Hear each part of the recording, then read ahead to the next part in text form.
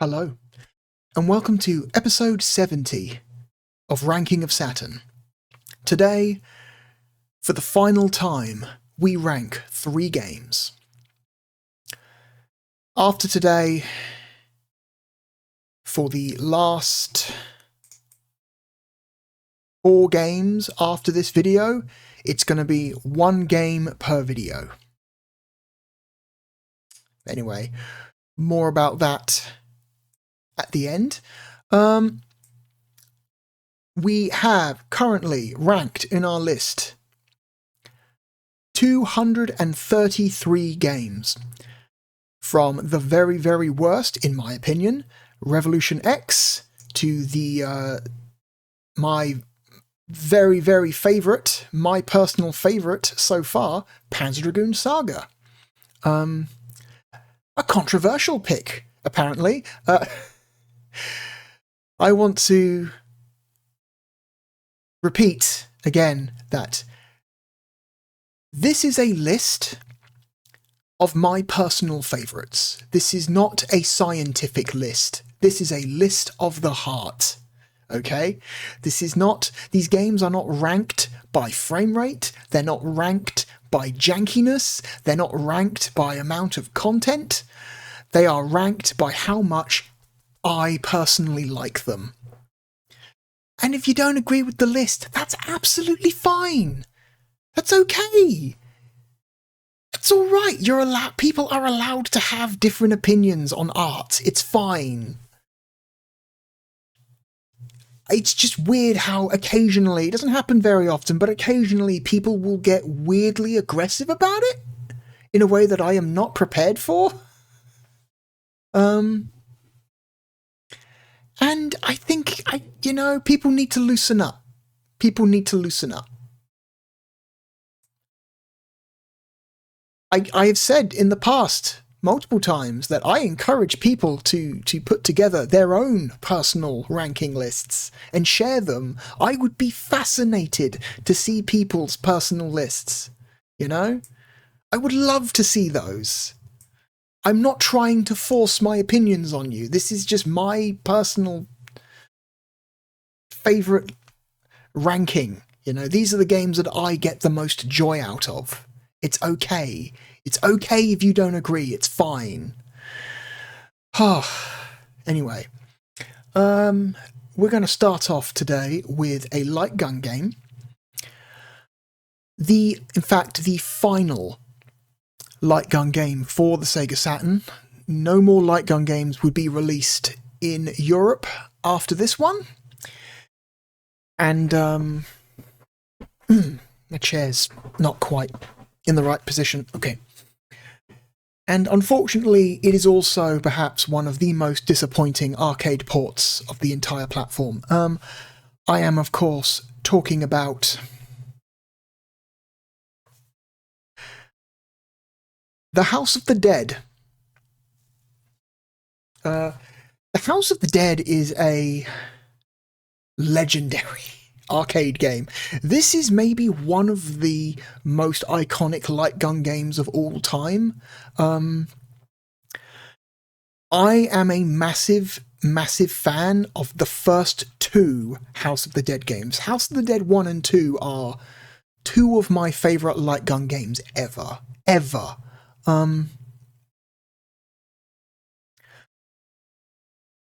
3 onwards, it gets a bit weird. I'm personally not a big fan of 3. I think 4 is okay. I've never played 5. There is a 5, isn't there? I'm pretty sure there's a House of the Dead 5. I swear there's a 5. And Overkill is a very different thing. Overkill is like a weird reinvention / spin-off of the franchise that I don't know. I have mixed opinions on Overkill. There are things about it I really like, and there are things about it I really don't like.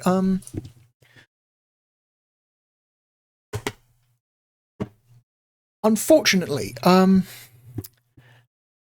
there has never been a good home version of the original House of the Dead. The Sega Saturn port is, to put it mildly, disappointing. The PC version is just derived from the Saturn port, so is honestly not much better. I think the PC version is, I think, the better way to go anyway, because it runs at a higher resolution, has a better frame rate, has better control options. I mean, if you're limited to non-light gun options, the PC version is the way to go, for reasons we will talk about in a minute. And yeah, Sega had an opportunity during the late 2000s, mid to late 2000s, to finally right that wrong. Do you remember House of the Dead 2 and 3 Return for the Wii? Which is a collection of House of the Dead 2 and 3. Obviously by the name. Those are genuinely good versions of those games, you know, for non-light gun supporting versions of light gun games. Those are pretty good. The Wiimote is not the same as a light gun, but you can approximate the feeling of a light gun with a Wiimote. Honestly, the Wiimote has more in common with a mouse than it does a light gun, and playing light gun games with a mouse is still pretty fun, depending on the game. That was originally meant to be a trilogy. That was meant to be House of the Dead trilogy, but at some point I think Sega realised how much it would cost to add House of the Dead 1 to that collection, and they dropped it, because that was a very low budget production. That was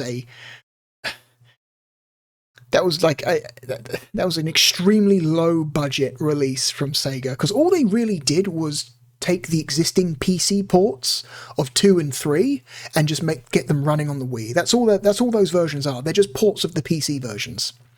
And the PC versions of House of the Dead 2 and 3 are decent, you know? And so pay some programmers to get them running on a Wii, replace the mouse input with the Wiimote input, which is relatively simple. Done.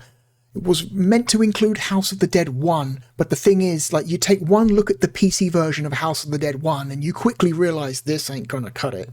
That's not gonna cut it. There's no, we're not putting the PC version of House of the Dead 1. Because it's based on the Saturn version, and the Saturn version is terrible. And the time and money it would have taken to convert a more arcade accurate version of the game to the Wii was more than that project was budgeted for. So instead of giving the dev team more time and money to add House of the Dead 1, they just cut it from the list. And so you have a very awkward collection of just 2 and 3, which is really sad. Because I would give anything for a decent home port of House of the Dead 1. Even a non-light gun, version of it would have been great. And they tease it. They tease House of the Dead 1 in that collection. If you leave the game sitting at the title screen for a few seconds, it'll play an FMV, a video file of the events of House of the Dead 1. To tease you, well, because not necessarily to tease you, but to inform you. But it unfortunately also acts as a tease for people who really want to play the first game, and it sucks. It sucks. I guess, man. I guess you can just emulate it. There are pretty good Model 2. There's pretty good Model 2 emulation these days,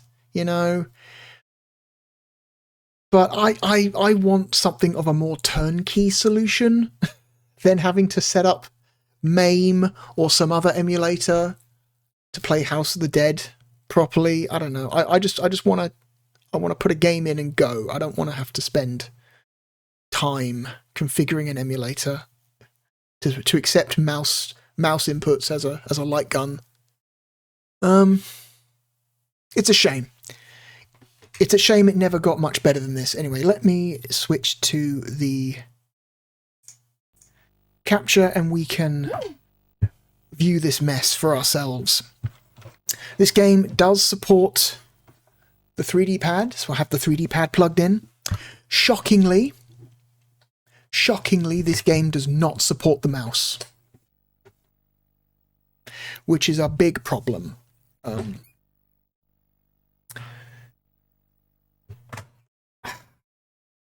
The Sega Saturn has such great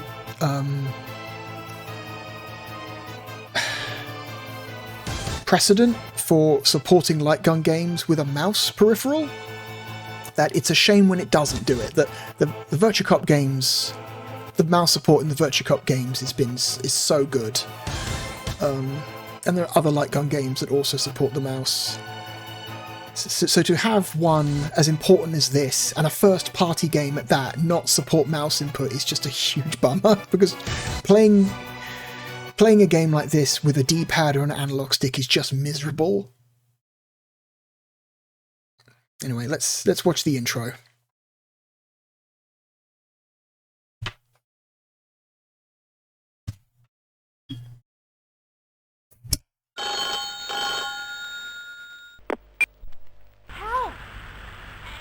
Everyone's getting killed.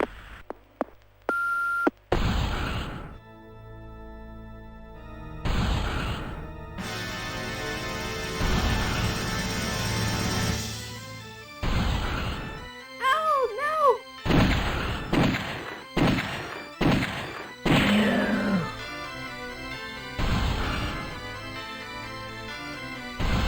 You shall all die!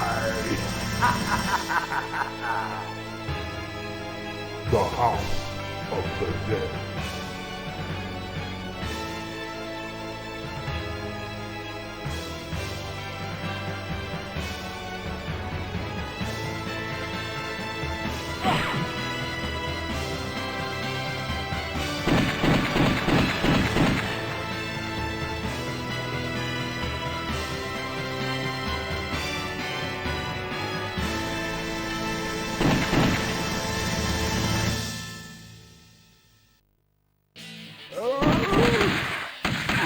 This game is. I had the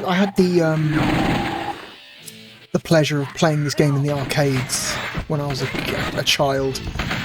Our local arcade had House of the Dead 1 and 2 machines, and they were so cool. They were so cool. When you're 9 years old and you see a House of the Dead machine for the first time, that's so cool. House of the Dead is like notable for being really interesting at the time, because in some ways it was very different to any other light game before. If you think of games like Time Crisis or VirtuaCop, those games are good, but they're very non-threatening. Like, the enemies in those games aren't really threatening because you shoot them once anywhere on their body and they're taken out. You could shoot an enemy in the arm or leg in those games, and that's all that will be needed to take that enemy out, and you can move on to the next enemy. House of the Dead really changed things up by making the regular enemies more threatening. Enemies take multiple bullets to down. The number of bullets it takes to down an enemy differs upon where you're hitting them. Shooting them in the arms just blows those limbs off and doesn't actually affect the enemy's HP. The game really, really requires you to get good at targeting specific areas of the body, primarily the heart and head. Those are really the only effective places to shoot enemies in this game.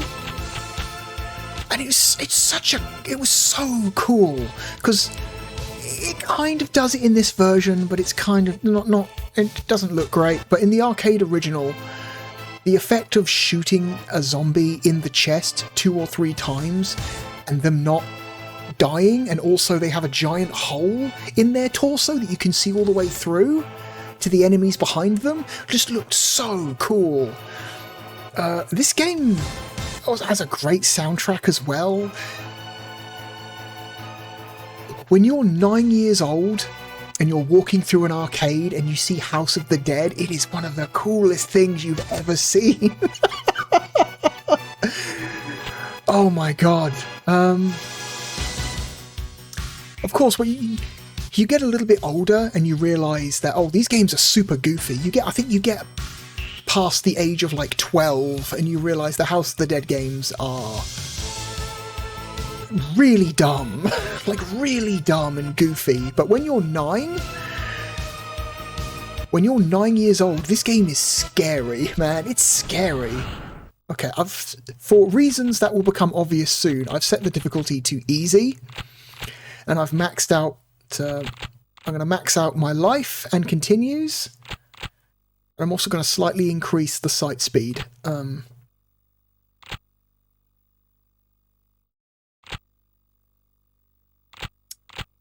sound effects.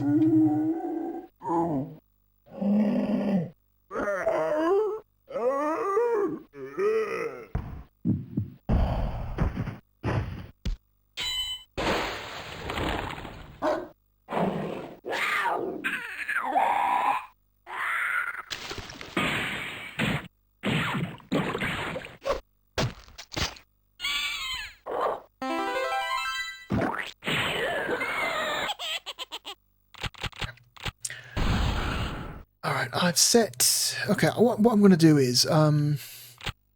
So this game does have support the 3D pad, so you can use the analog nub to speed up and slow down your sight movement. But honestly, it doesn't work that much better than a D-pad.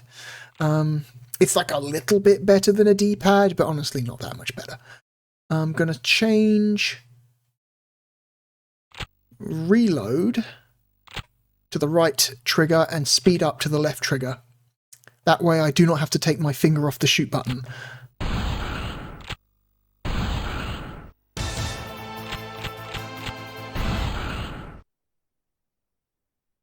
This game is very, very heavily inspired by the George Romero zombie movies. Night of the Living Dead, Dawn of the Dead, Day of the Dead. Those films.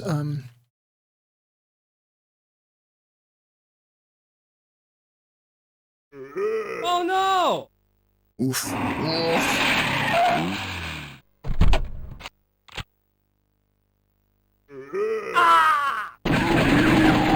So we are playing as Others are still inside. Save them. an AMS agent called Rogan. Oops.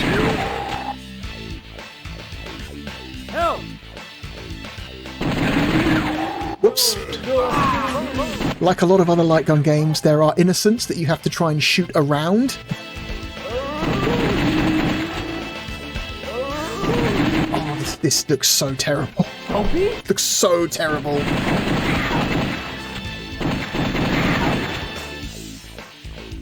This is not a very good port. This is a really rough looking version of the game. Rogan, it's you!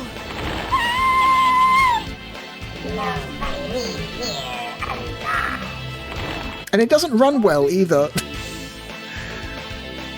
This game hovers somewhere around the mid-teens to low 20s. No! In terms of its frame rate. No! Save that guy. Thank you.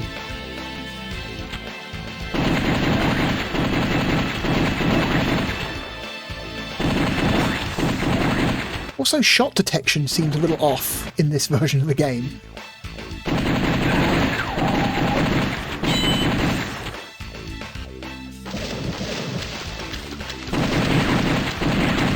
Oh no, evil frogs.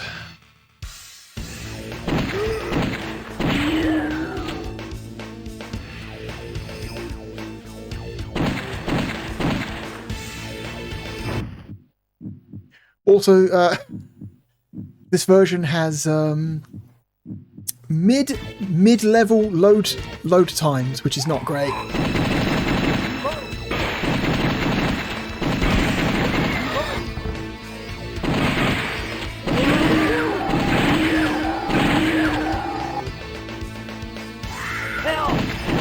Oh shit, I did it again!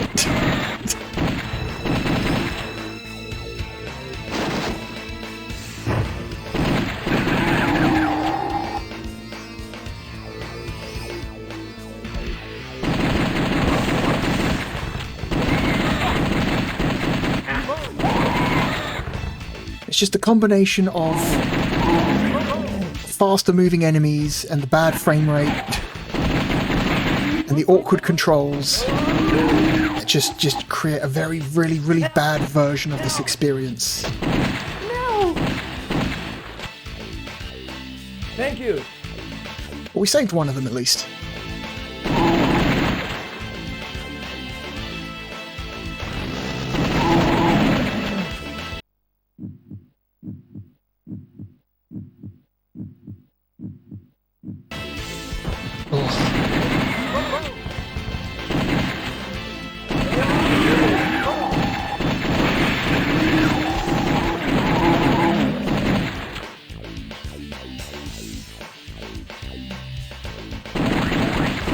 Different types of enemies have different amount of hit points.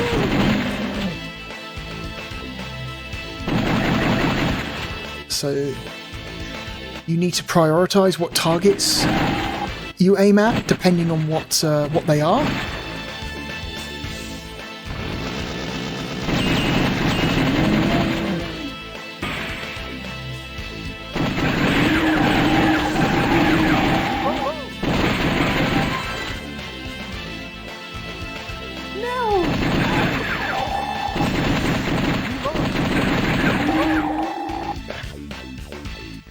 Thank you.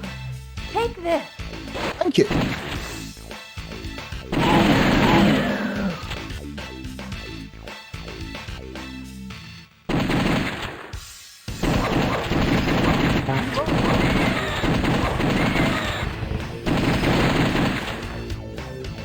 Help! That voice. Help! First boss. Help! Sophie, are you okay? I was so scared.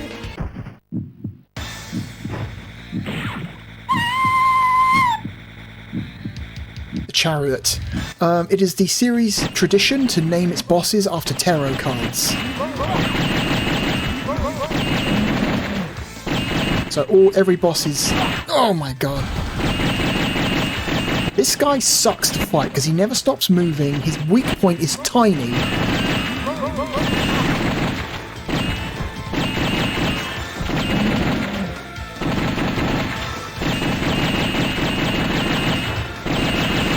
Are you kidding me? Fuck you, I shot that thing.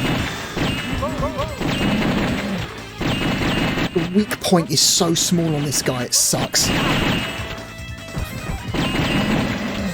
Trying to aim at it with a D-pad or an analog stick is even worse.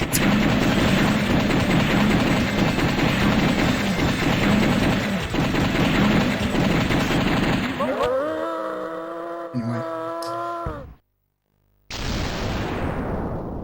Sophie! You must stop Curian, or else something terrible will happen. Sophie!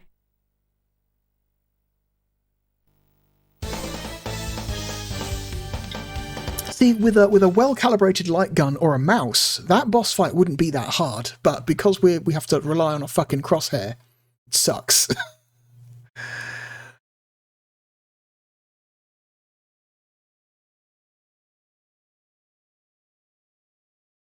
Sega did not handle this port themselves, they outsourced it to Tantalus. This would be the final game Tantalus would port to the Saturn. This time they did it without the help of Perfect Entertainment. You can shoot that for an alternate path. This game has branching paths. that depend on you knowing where to shoot, or you succeeding to perform certain side objectives.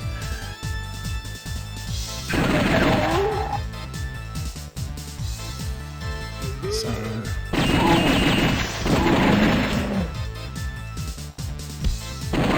these fuckers.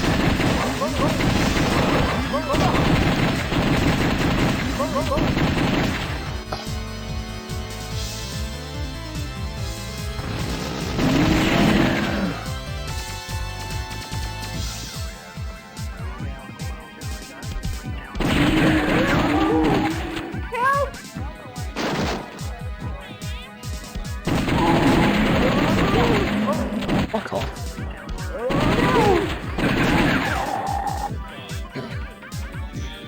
Thank you.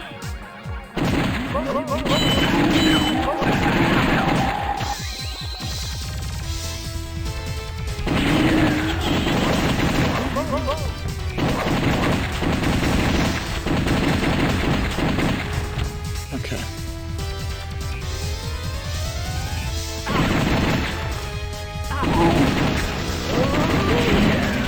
Like all the most popular light gun games, it has bullshit enemies that just pop up in your face. Whoops! Just don't kill him. That's my job.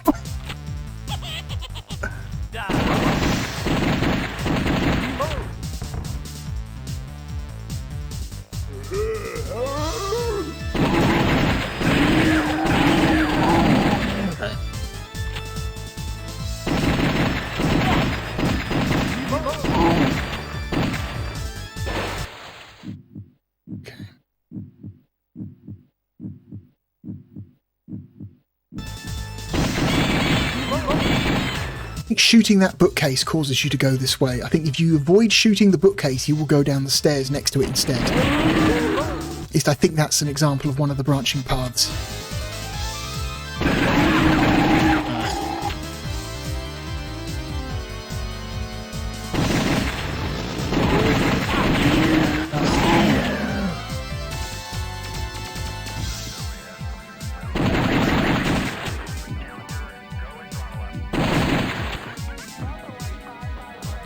Thank you.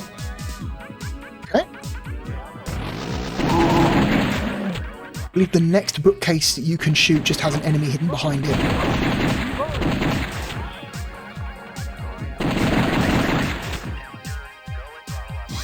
So this one's got an enemy. You can choose to not shoot the bookcase and skip the enemy, but I want to show you. Thank you.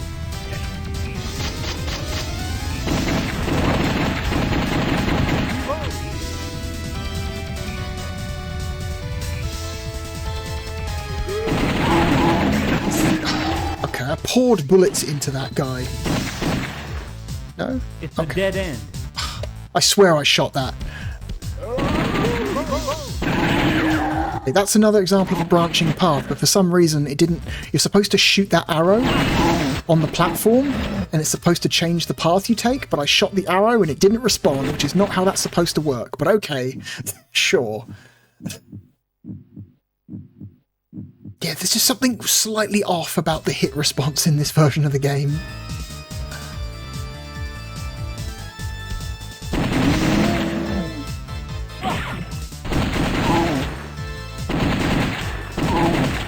God.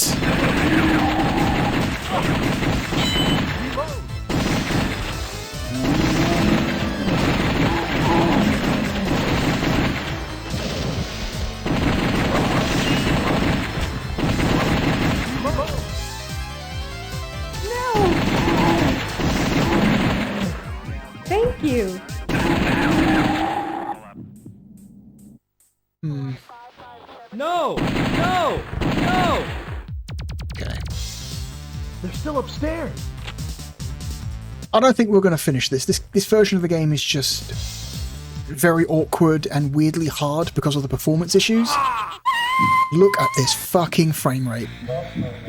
God damn.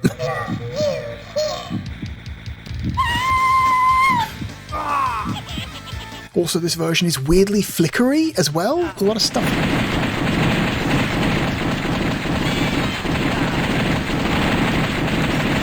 I'm just going to pour bullets into this guy. This guy comes back in House of the Dead 2, but he's a lot smaller for some reason.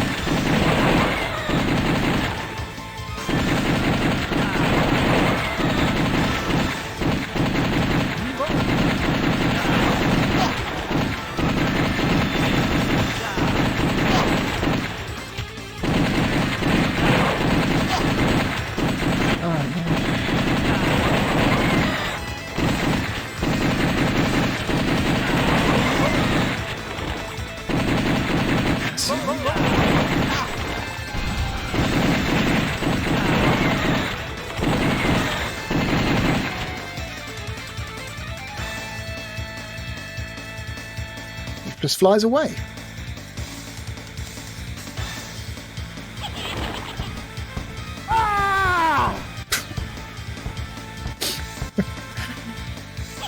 I wish I could tell what's happening, but the textures are so bad.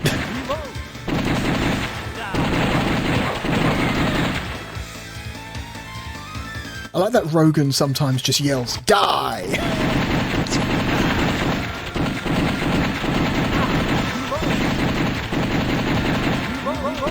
Oh my god.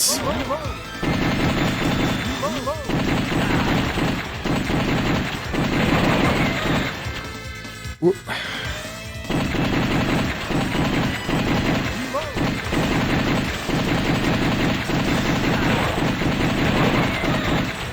Oh, he's almost dead now. There we go. His body just falls to the ground and disappears.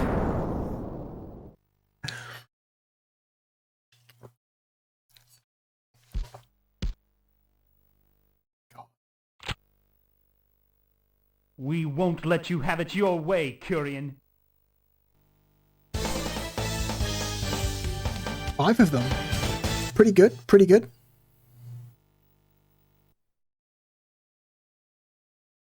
Yeah, I just don't see myself getting to the end. I've never have actually finished the Saturn version of this game, primarily because of control and performance issues. I finished the PC version many times, and the arcade version at least once. But yeah, the Saturn version is just a fucking mess, to the point where it actually affects the gameplay.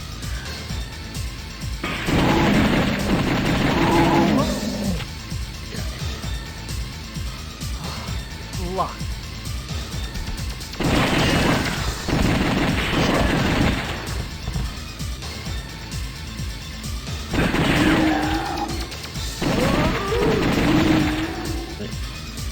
This must be the security card. Must be. Okay.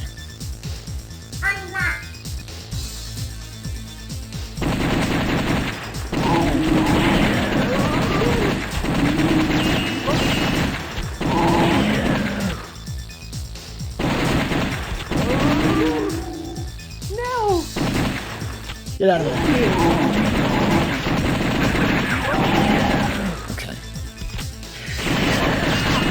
Generally, the bigger the zombie is, the more health they have. And the more important it is that you aim for their weak spots. Look at that door texture, Jesus Christ.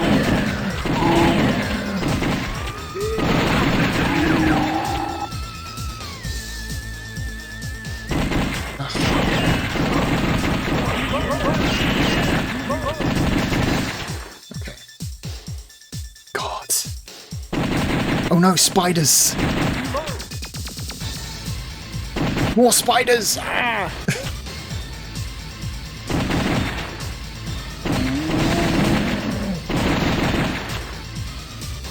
Let's go with red.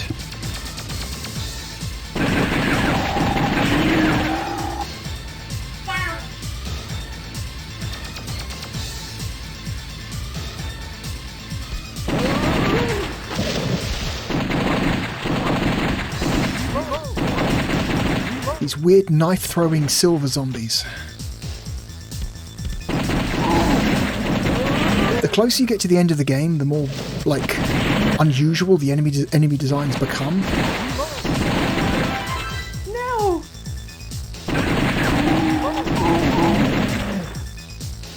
Thank you! Oh, these textures. Holy shit.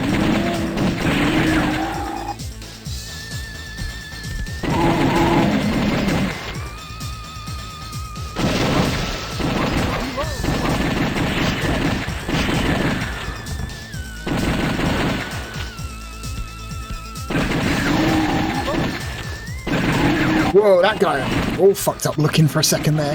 His textures were just straight up corrupted.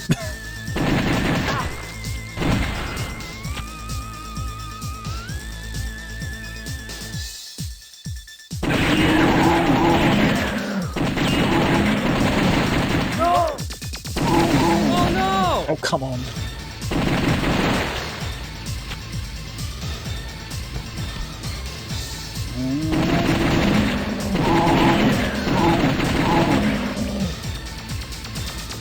It's too late. If we had saved Must him, be the security card. we would have gone a different route. But because we failed to save him, we came down here.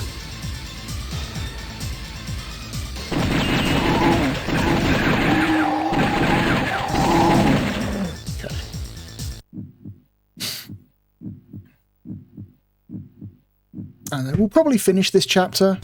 Maybe. I don't see us finishing it.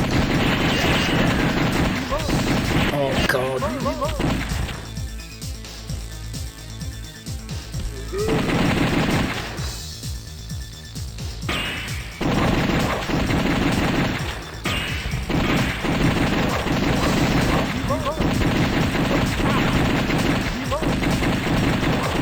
Just trying to see where my cursor is on the screen can sometimes be a challenge because there's so much shit happening on screen.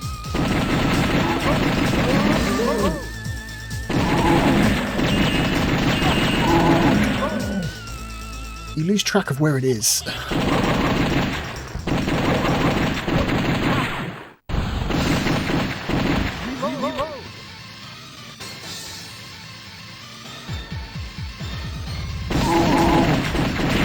Oh, frame rate. Oh my god, the performance. Oh my god.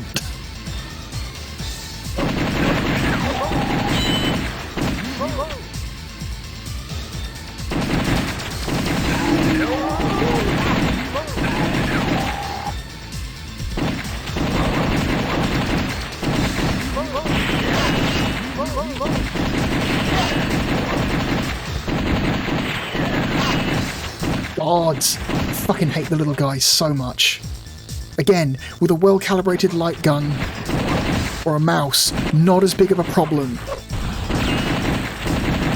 But when you're trying to steer a cursor around the screen, it just sucks.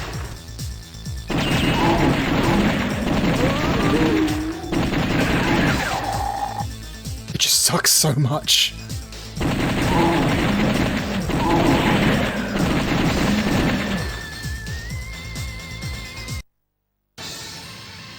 Courier! I must compliment you. I didn't think you could make it this far. However, this is it. Let's see how good you really are. I don't know. I'm not so sure in this version. Probably not very. The Hermit.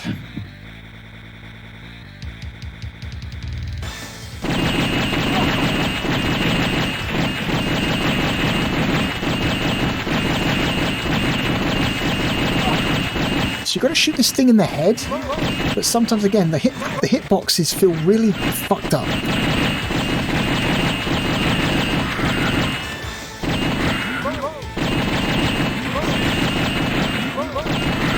Oh my god.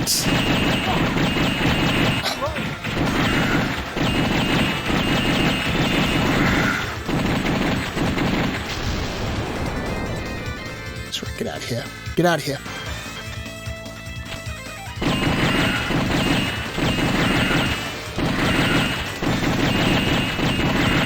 Okay, luckily he stays kind of centered in the screen for this part. So it's not that difficult to hit him.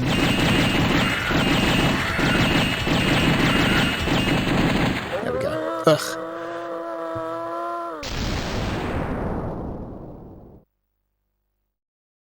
Whee! Victory jump. I'll get you, Curian. He's supposed to jump over the body of the boss, but the model's not positioned correctly, so it looks like he runs past the boss and then just does like a little jump for joy, which looks really awkward. Oh dear. Final chapter.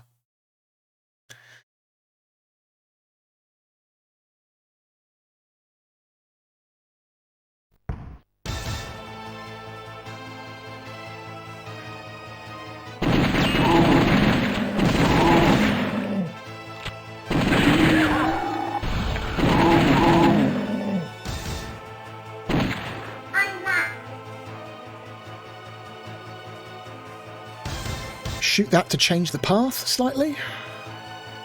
Okay, boss rush. Shit.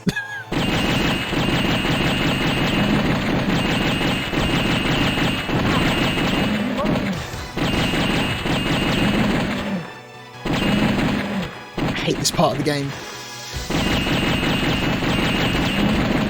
Ugh.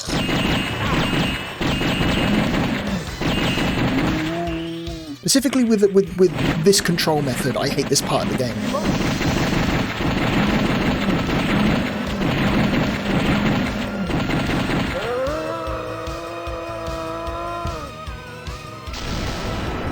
The game's got such a good soundtrack, holy shit.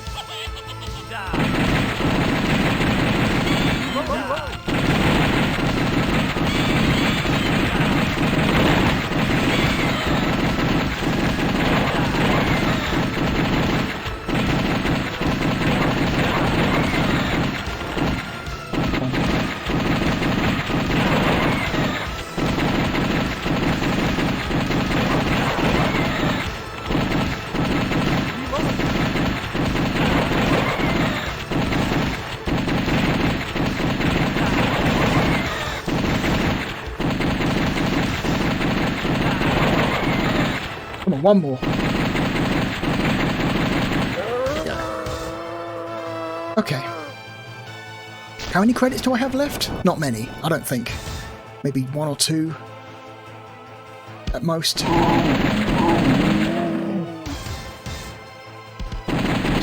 hate these guys.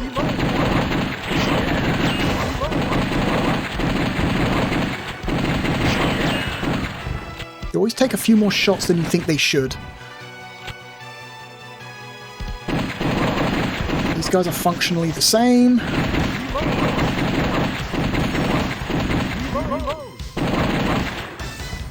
Stay dead.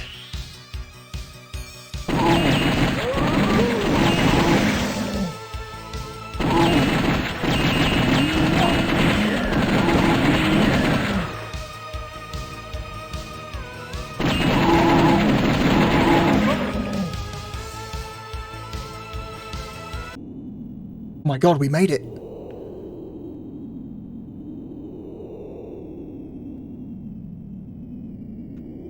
There's no way out, Curian. I must admit, I really respect your consistency. But Love his voice. never, ever defeat me. Iconic voice. Hello to my masterpiece. Curian's voice, one of the most iconic voices in all of video gaming. Who are you? Also, we're about to hear the best song in the game. Instruction. I shall destroy everything.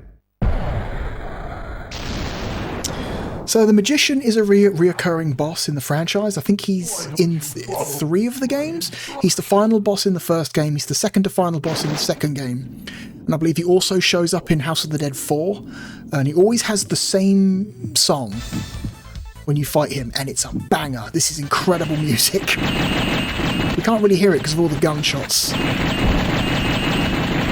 But trust me, it's a great song.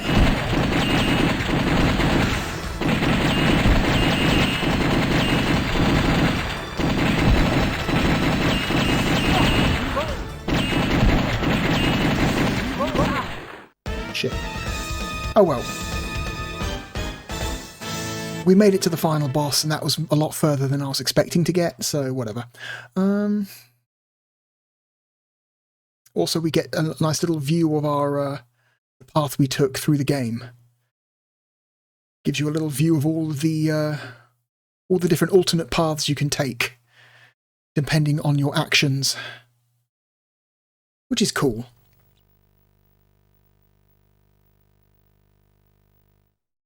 But yeah, okay.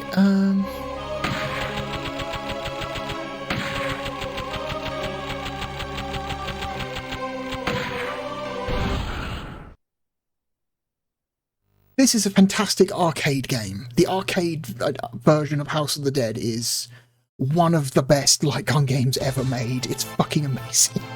It's really cool. Unfortunately, these home versions, not so good. Let's just listen to this music. Is it this one?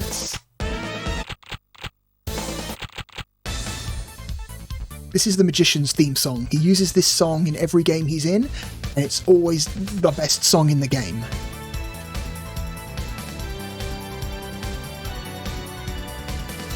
House of the Dead 2 mix is particularly good.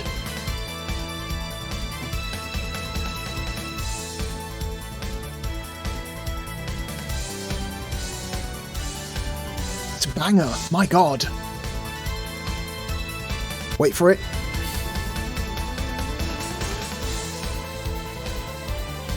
Still building.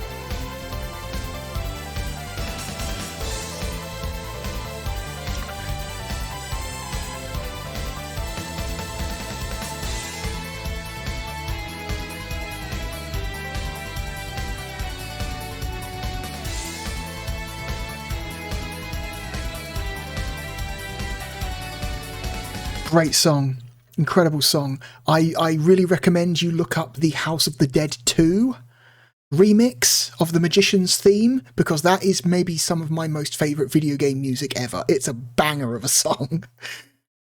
House of the Dead, secretly one of the best soundtracks from this era of games. Really, really cool. So you have alternate boss mode if you just want to do a boss rush, and also you have Saturn mode. So before we do that though, we're going to use some cheats. So on the main menu, press LRR and you hear a little noise,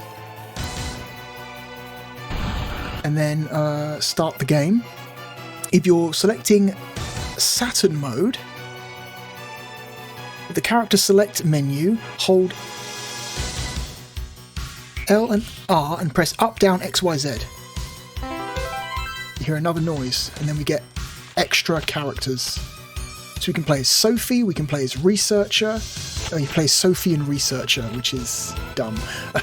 And different characters have different stats. So regular Rogan, 3 hit points, 6 bullets per, in the chamber. Normal damage, quick reload time, and his bullets are normal size. And you have G, the iconic G, who is the player 2 character in this game. G is in every single House of the Dead. He's the only character to appear in every single game in the series.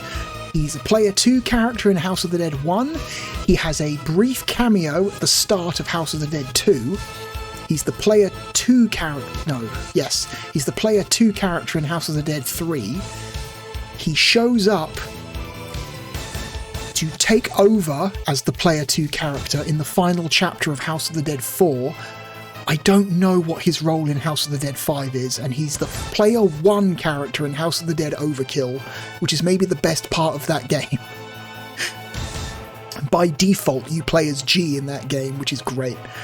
G has less hit points, but more bullets in the chamber, and he has his bullets are smaller than Rogan's. I don't know if that's meant to... I don't know if they're implying something there. Then you have Rogan 2. who has 3 hit points but only 2 bullets in his gun at any one time. But he has very powerful shots, and his bullets are very large. You have G2, who has different stats. G2 has a goatee and glasses, which is funny.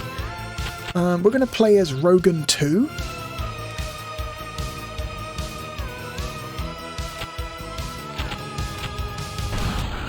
Okay. And then we're going to do infinite ammo mode. So to do that while playing, we've got to hold down LR and press Y 3 times. And that will basically negate the two bullet limitation of Rogan. Oh no! Like that. Now most enemies will be downed by 1 bullet. Inside. Save them. Even when you hit them in like No! oh come on. I saved him.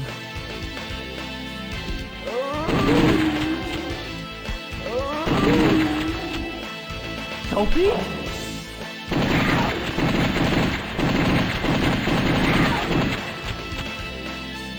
Don't have to reload at all. I could just hammer the fire button and the gun will auto reload. Rogan, it's you!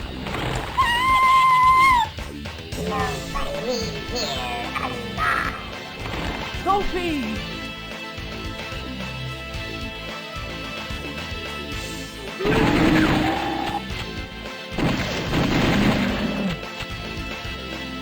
No! No! Why don't we just let this guy die? Because that will change the path.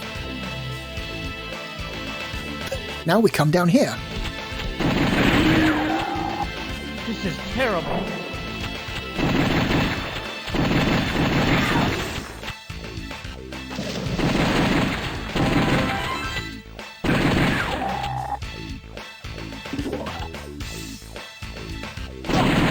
Yes.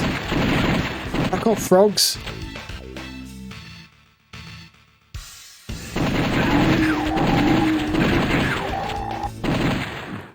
Can we shoot the skulls on the ground to find an item, maybe? Nothing there.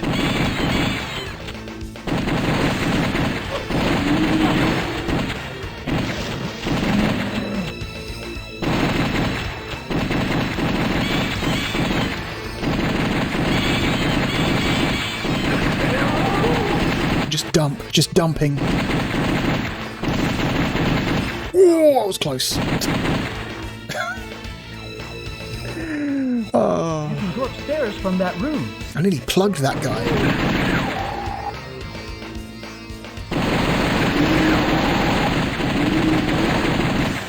Nothing. All those boxes and there's nothing there.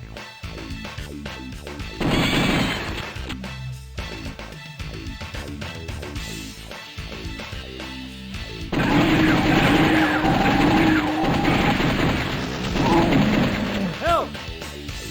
Watch out behind you! Quick, open the lock! Help! Thank you. Okay.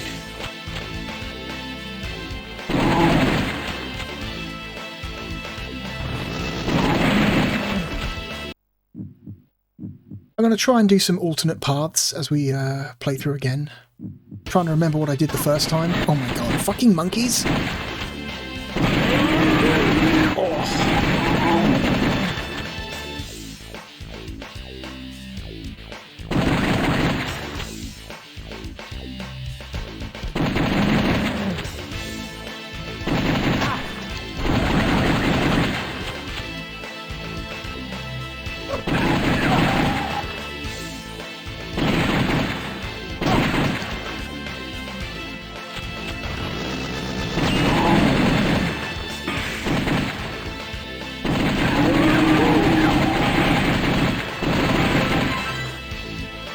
No!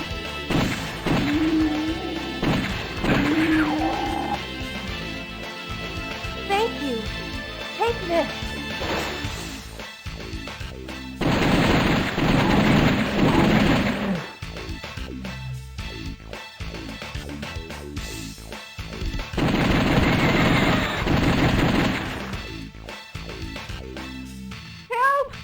voice?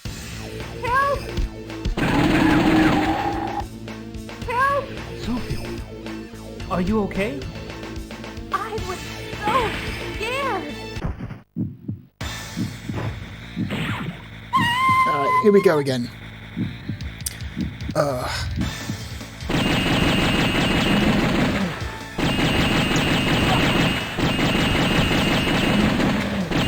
I don't think shot power has much of an effect on the bosses. I feel like I'm taking off about as much same amount of health as I did before.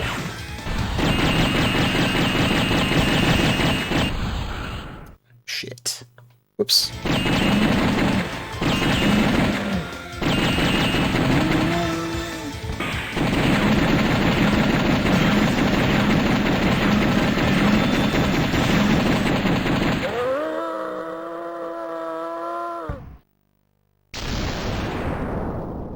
Sophie! You must stop Curian, or else something Something terrible will happen. will happen. Sophie!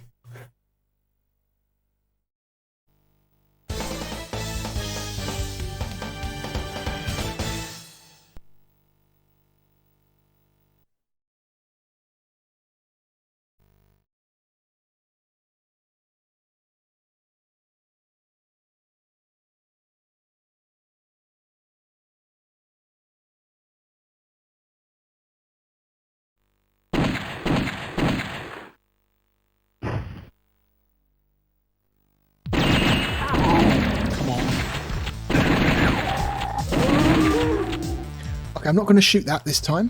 We'll go a different path.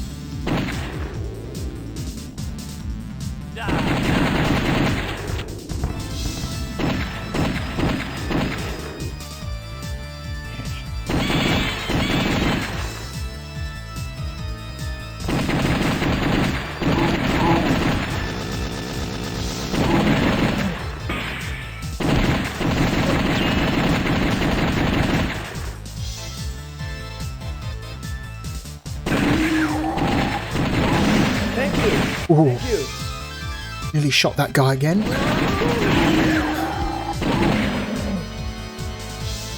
Oof. A lot of weird polygon clipping on the ground there.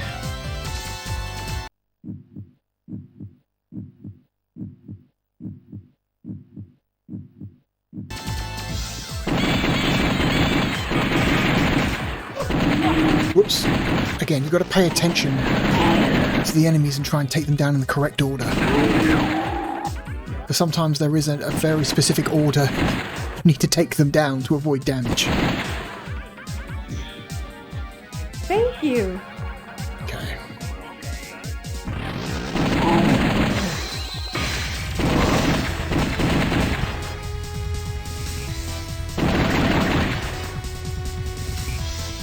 I'm not going to shoot that one.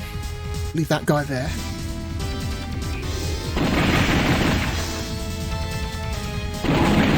Thank you.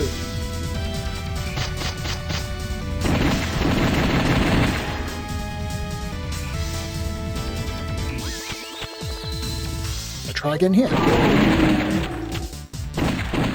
There we go. It worked that time.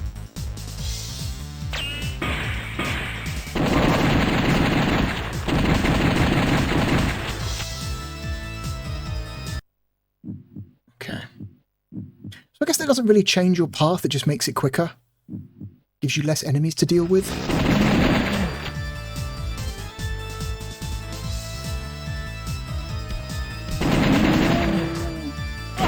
Whoops.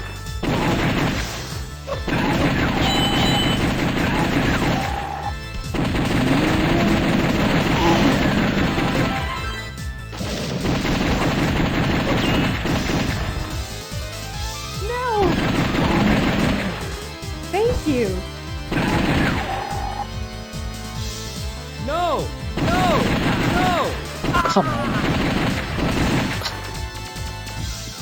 Should have got him there.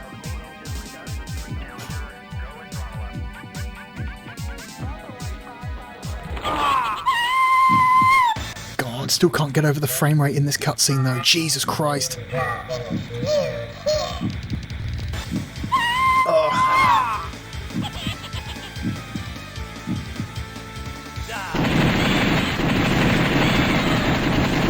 wow.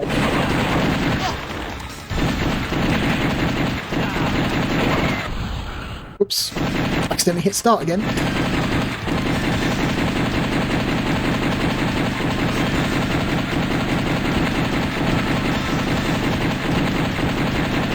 Come on then.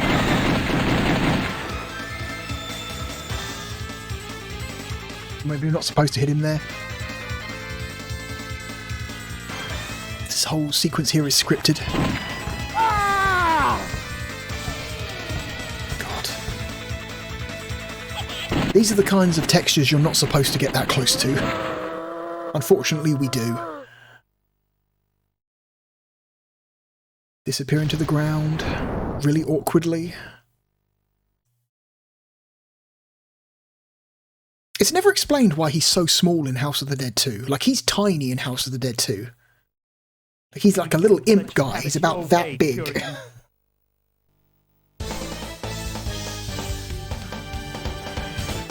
Maybe that was the cost of being brought back to life. He ends up being a lot smaller.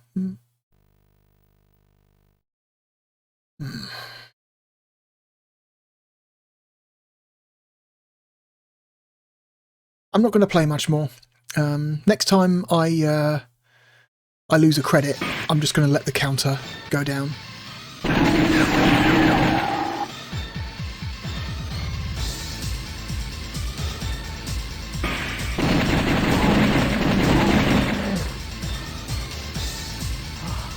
Locked.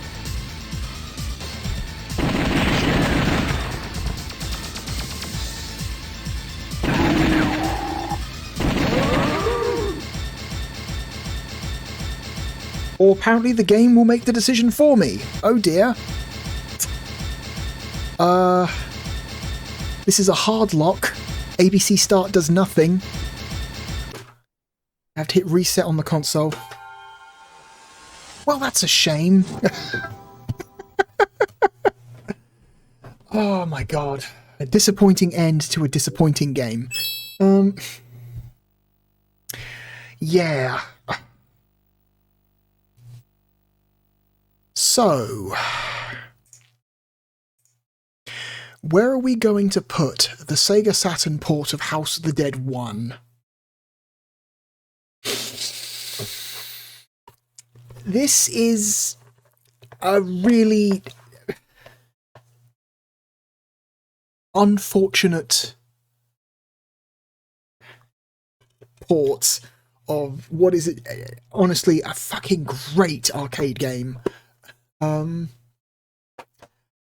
before anyone says, well, it's a Model 2 arcade game and it's being ported to the Sega Saturn, what do you expect? You know, and it's like, and yes, I understand that, yes, the Sega Saturn has no hope of replicating the visual fidelity of a Model 2 arcade game to the same level. But remember, this is the same platform that the Virtua Cop games came out on, and the Sega Saturn ports of Virtua Cop 1 and 2 are excellent. They are extremely good, especially Virtua Cop 2. Virtua Cop 2 is maybe one of the best looking games on the system, and is honestly, like, amazing they got it looking as good as they did. Yes, it still looks nowhere near as good as the arcade version, but my god, the Saturn port of Virtua Cop 2 is amazing. It sucks that House of the Dead doesn't come close to that level of performance or fidelity. It would be one thing if the game looked better but still ran poorly, or, you know, still looked bad but ran better, but the fact that it's both and also the lack of mouse support really harms this game's playability in a post-CRT age. The mouse support in the Virtua Cop games, amazing, excellent mouse support in those games. The fact that they never, like, I could understand a third-party release not supporting mouse support, like, you know, Area 51 and Maximum, was it Maximum Force? I forget what that game's called already. Maximum Force, yeah. Those games are light gun games that don't support the mouse, but they're third party, so it's like, how much are you expecting? But a first-party release... I don't know. Maybe we were spoiled too much by the ports of Virtua Cop 1 and 2. Maybe that's not a standard we should hold to every first-party light gun game on the platform. And also, this game was outsourced to a third-party developer. This was outsourced to Tantalus, whose, in all honesty, their track record is spotty. People usually give Tantalus a lot of shit. I don't think they were that bad of a port house. Their average wasn't that terrible. I think the company they worked with a lot, Perfect Entertainment, was a lot worse. Because Perfect Entertainment, hang on, let's have a look now. Let's do a find.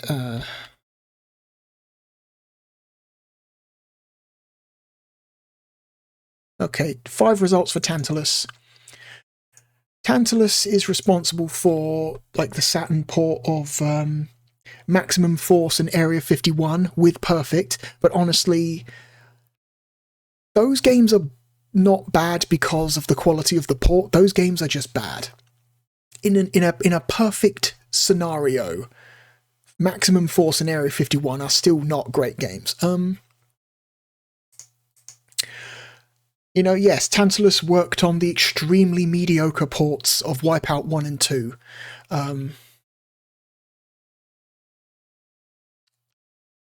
Which are not great, and definitely deserve to be, you know, side-eyed a little bit. But they also worked on the Saturn port of Manx TT, which is a fantastic port. That's a great conversion of Manx TT to this hardware. And Perfect, I think, has a much worse record. Let's look up Perfect. Perfect has 13 entries on this list. So they're a lot more. So yeah, Perfect, I think, on average is a lot worse. Yeah, they were solely responsible for the Saturn port of 3D Lemmings. Which, you know, again, the best version of 3D Lemmings is not an amazing game, but the Saturn version is, like, almost unplayable. They worked on Maximum Force and Area 51 with Tantalus. They worked on... Perfect were responsible for the extremely disappointing ports of the Discworld games. The Saturn version of Discworld and Discworld 2 do not run well at all. Which sucks. They were responsible for the extremely mediocre ports of FIFA 97 and Destruction Derby, which are not good ports at all. They're responsible for the Saturn port of Perfect Entertainment were responsible for the Saturn port of Crazy Ivan. Crazy Ivan fares better because it's just, at its heart, it's just a fun game, but you have to admit the Sega Saturn port looks really bad compared to the PlayStation version. So yeah, I think of the two, Tantalus and Perfect, I think Perfect has a worse track record than Tantalus. Tantalus is just kind of, you know... I think more often than not they did the best they could, and also there are, you know, there's information out there that suggests that this game was released unfinished, you know, at the request of Sega, who didn't want to spend any more money on it.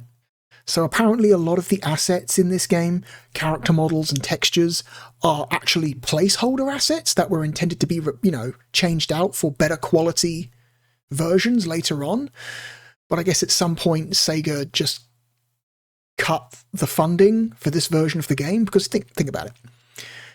At this point in the Saturn's life, Sega does not want to spend more money on bringing games out on this platform. They are looking to finish up and release any remaining software projects in the pipe for this platform. They want to get all their developers and resources behind the upcoming Dreamcast, right? That's what they want to do.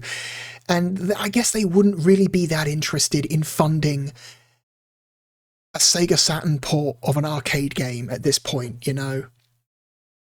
And I guess Sega took one look at the game as it was and said, yeah, I don't know, that's good enough, whatever, just put it out.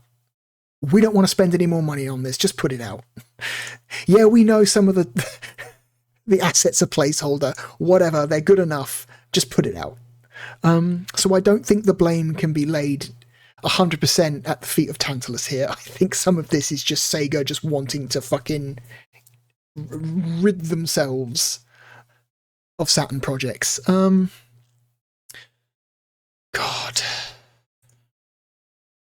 What a miserable port, though. What a miserable port. Of a really great arcade game. Oh my god. I'd rather play the Saturn port of Soviet Strike, even though that's not very good. I'd rather play Alien Trilogy.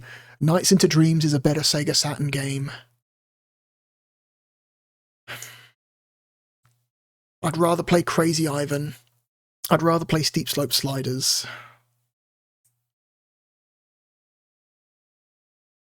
Tomb Raider is a better Sega Saturn game. Sonic R is a better Sega Saturn game. The Saturn port of Pandemonium is not good, but I would still rather play Pandemonium.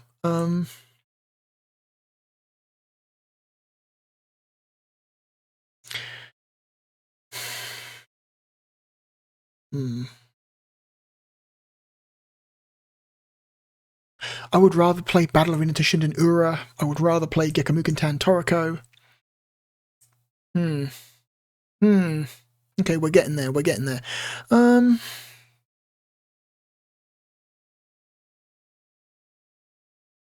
NASCAR 98 is a better game. World Series Baseball is a better game. Baku Baku is a better game. Crime Wave is better. NHL 97 is a better Sega Saturn game.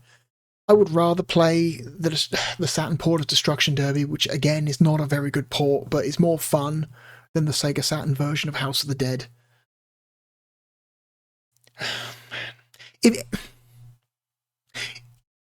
this game, fix anything. Make the game look better and less hideous, less ugly. There's something there. Make the game run better. At least run smoothly. And that's something. Give the game mouse support. And that's something. But because it's... Oh my god. Everything is against it. Everything is against it. It looks bad, it runs bad, it controls bad if you don't have access to a light gun or a CRT, which, let's face it, the vast majority of people do not these days, and that's something you have to take into account. I'd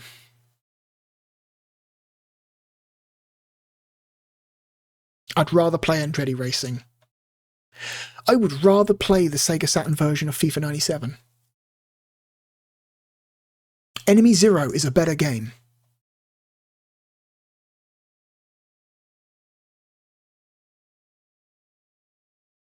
We're getting close, though. We are getting close. I like it more than Mortal Kombat 2. I like it more than Clockwork Knight. It's a better game than that miserable port of Sega Touring Car. I like it more than the Discworld games. I like it more than The Lost World.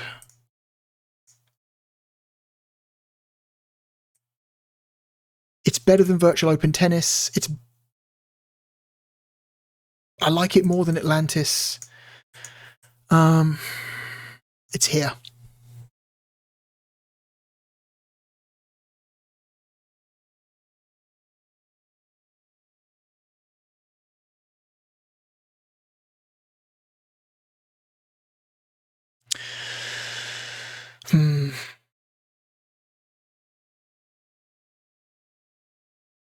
It's better than the Mansion of Hidden Souls.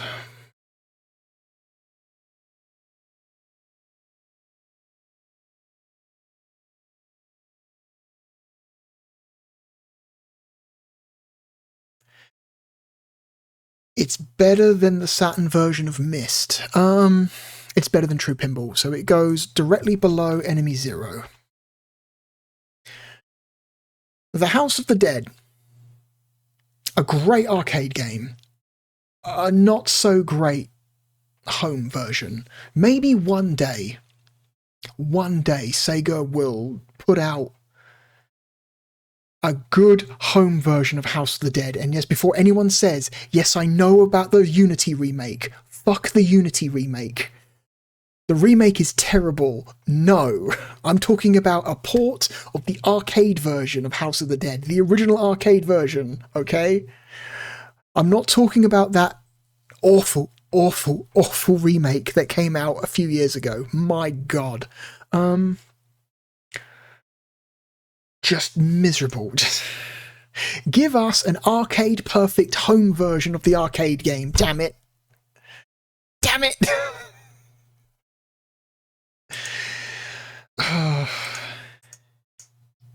You had a chance with the Wii and you didn't want to spend the money, but now's the time. Can't be that much, surely. Anyway. That is that. Yeah.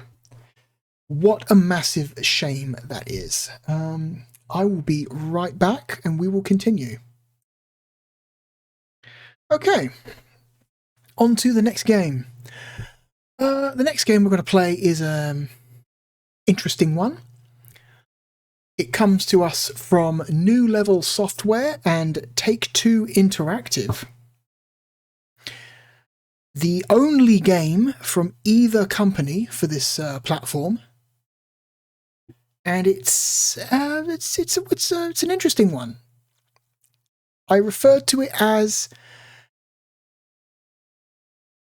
a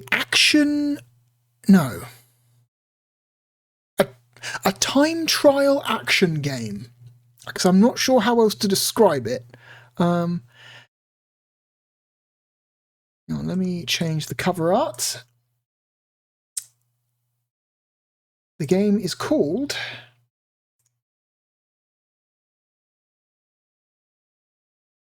Courier Crisis.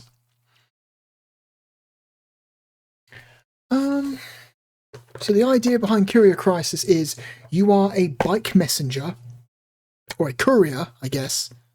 Your job is to deliver packages to destinations under a certain time limit, and you have to make your way around city streets that are littered with hazards.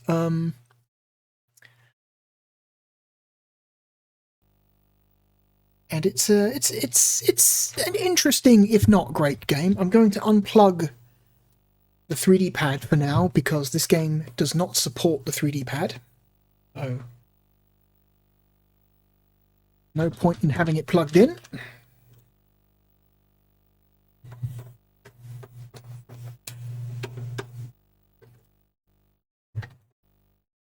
Regular controller time.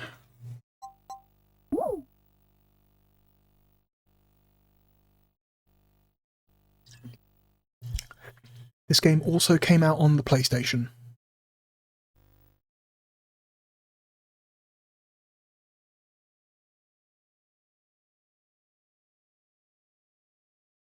And Sega published it in Europe.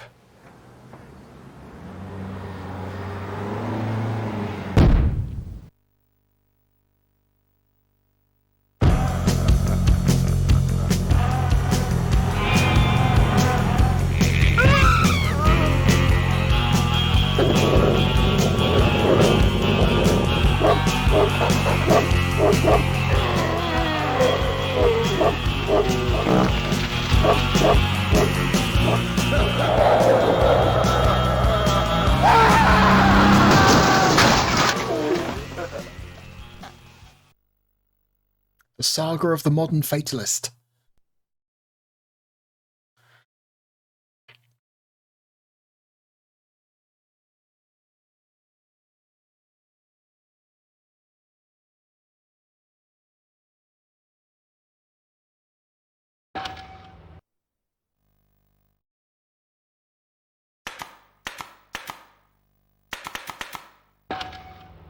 Okay, so rotating menu, sound options, control options, save and load.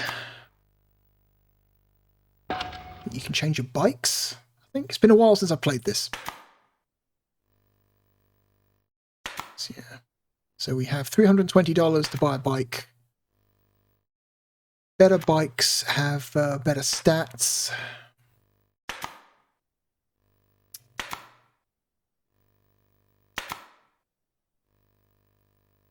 Wow, okay. Buy a rocket bike for 11 grand. I mean, we have 320. I don't know why we wouldn't just start with the outpost. Why would we start with this?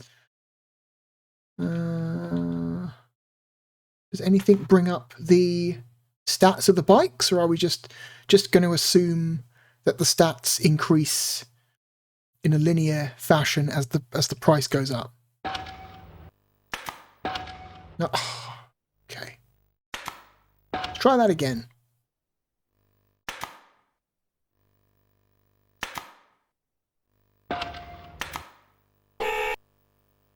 Buy one you don't. Oh, I already own this one. Okay, I've got a save file apparently. All right, I didn't know I already had a save file on the system. Okay, that's fine.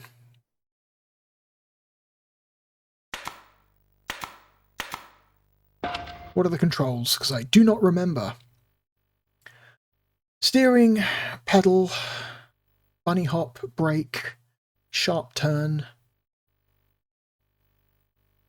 Plus punch equals kick? What? Or punch and kick, I guess. Because this game has combat, apparently. And a wheelie. Okay. I think it's easier to get over certain obstacles if you're doing a wheelie.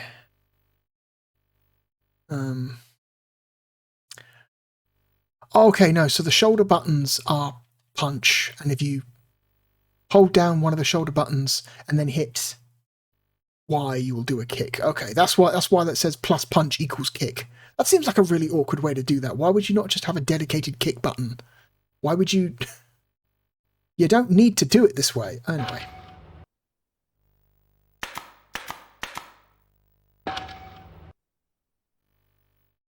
No, I accidentally selected the same option again. What am I doing? I want this one. No, I don't. That's the bike. I want the fucking... What am I doing? Why am I just spacing out? I want the traffic light. Jesus Christ. Okay, so we've got Civic Centre, the waterfront, Skid Row, and Chinatown.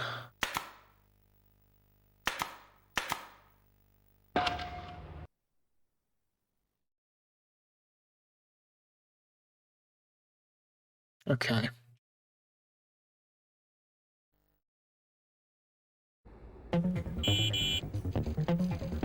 Yeah, you just got to hold down the A button to accelerate. Pick up the package. Over here. Got it. And then take that to the end. Oh god! This is one of those games where it really helps to like memorize the layout of the level before you start. Over here. Thanks a lot.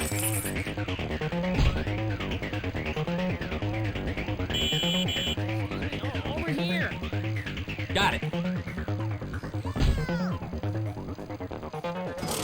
So, you're finished. Now move on! You could do a game like this today, but of course you wouldn't be delivering like parcels. You would be delivering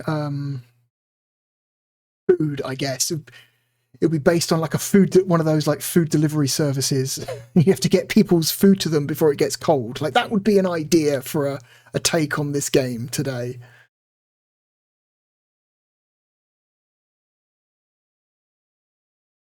Also, it's hard to feel sorry for this guy's position if he's just straight up punching random people on the street. I don't care that your job sucks if you're like a weird, aggressive asshole. But that's that 90s attitude for you. So, Chinatown level 1.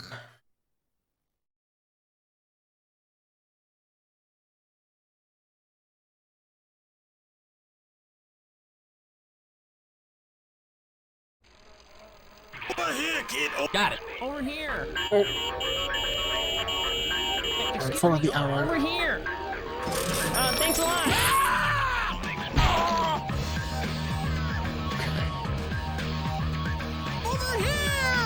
Got it. Frame rate's not amazing, but it's playable.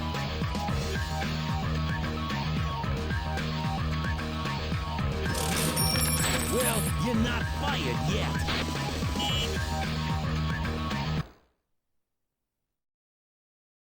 Okay.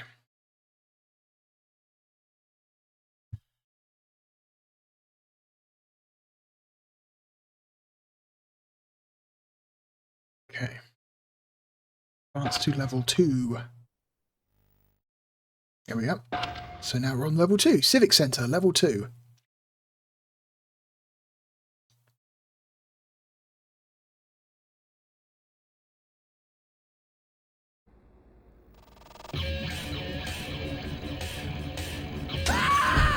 Come on.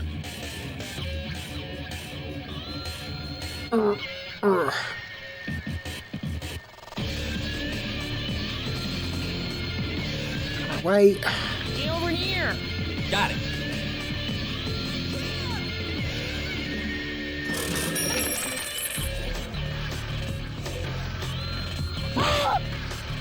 Got it. Oh, get down the... Thank you. So the faster you are, the more money you get, I think, for deliveries. Go.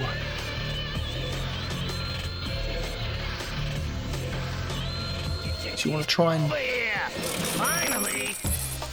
You want to try and deliver something while it's still in the green segment of the timer. Got it. Oh god. Over here.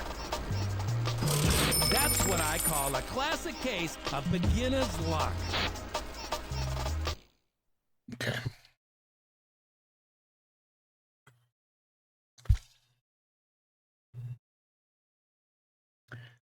Mm-hmm.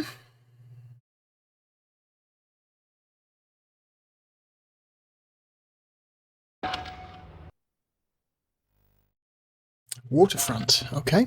New area.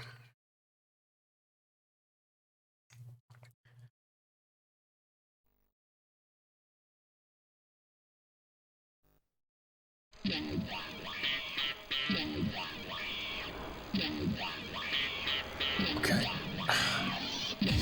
Over here. Got it.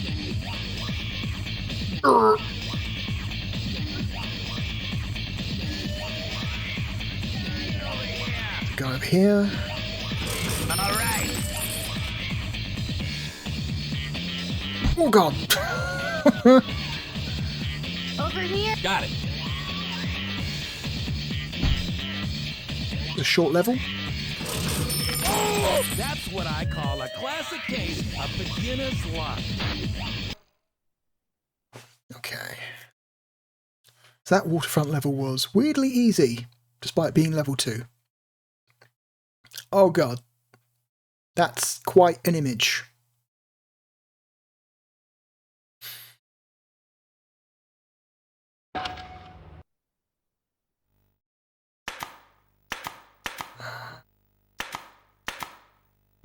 Chinatown level 2. Then we'll see if we can back out and buy the next level of bike, because we were pretty close, I believe.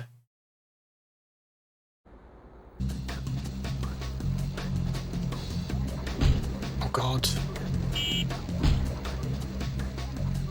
Over here. Got it. Okay, turn. Hey, kid. Hey, kid. Where? Over there. Want to work it up to a snail's pace at least? Get your keister over here. Got it.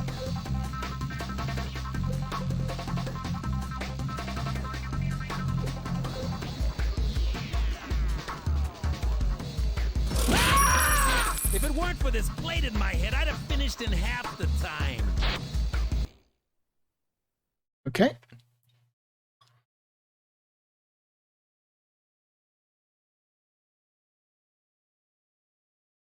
Let's see if we can back out and buy the next bike, because, yeah, total bankroll, 591. We should be able to afford another bike.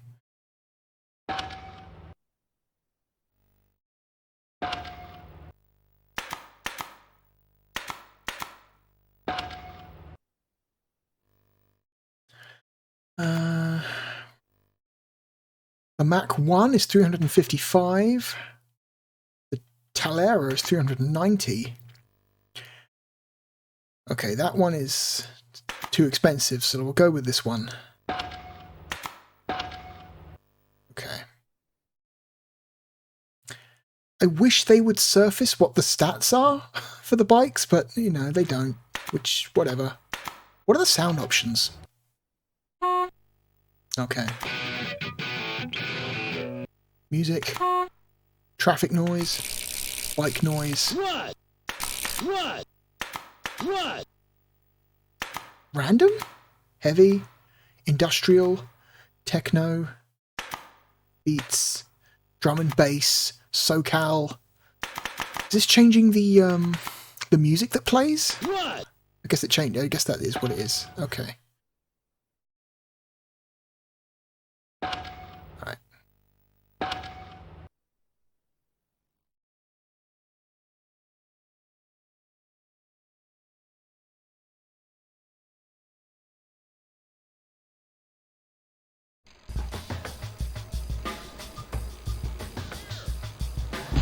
Oh my god. Over here! Got it.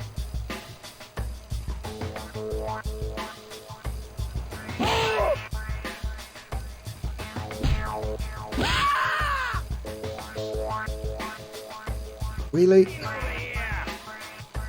All right.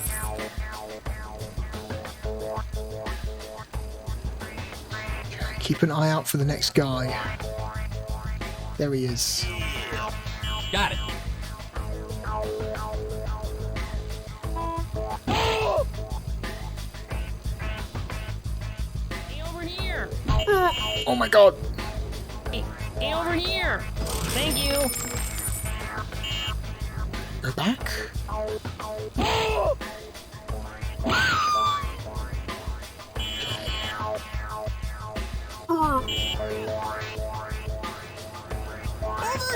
Got it. Oh, no. This way.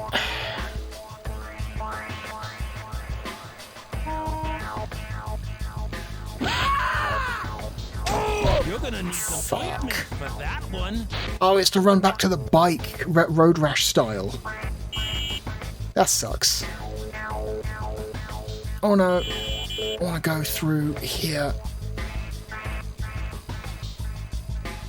Oh no. Have I gone the wrong way? Have I screwed myself? I may have screwed myself.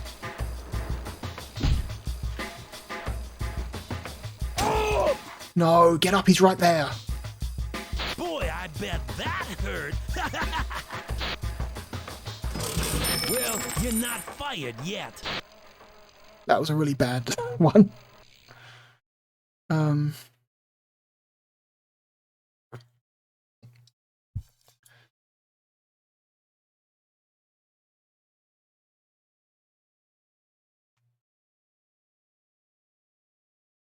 Little bankroll, 671.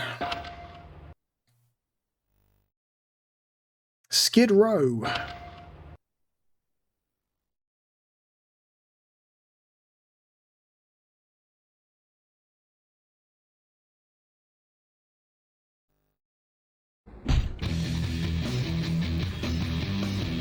Okay. Looking for the dude. There he is. Got it.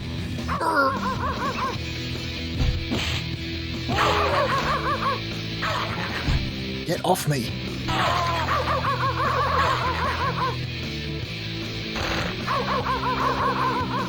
Thank you.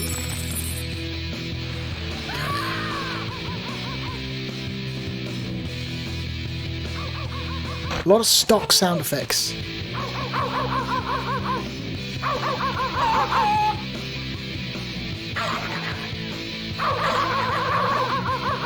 Got it.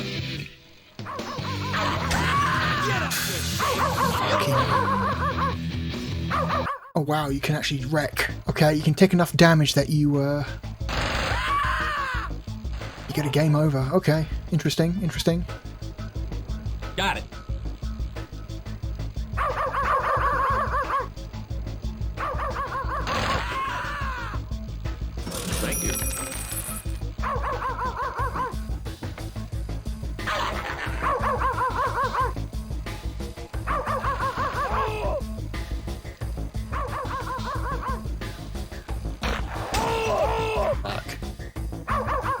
If you turn too hard, do you just fall?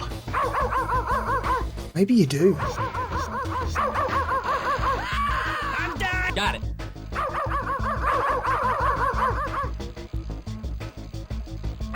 No. Oh my god. Turn.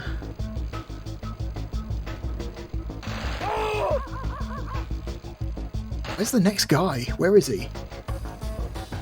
Oh, he's there. Get over here. Thanks a lot. Oh, I missed a turn. No. Move it, you stank dog. What? What does that even mean? Got it.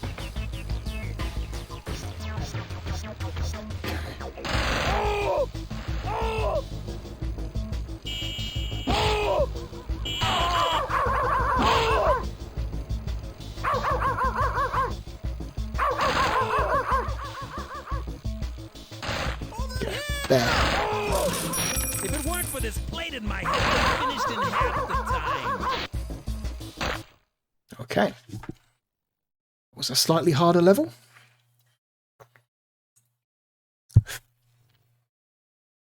That's a pretty good image. Okay, 836. We can actually go back and afford that that pro bike if we want to. Let's do that.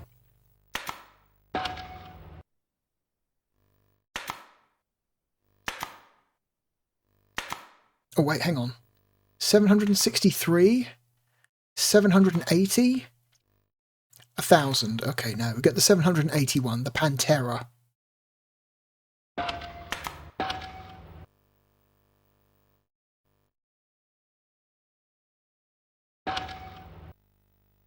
Chinatown, level 3.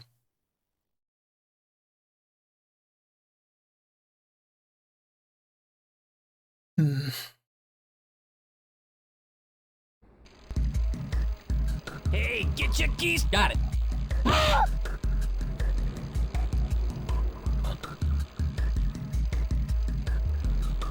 Over here, kid, over here. Thanks a lot. Turn around. Here. Got it. Oh shit, I missed the ramp. Drop something like your spleen. Okay.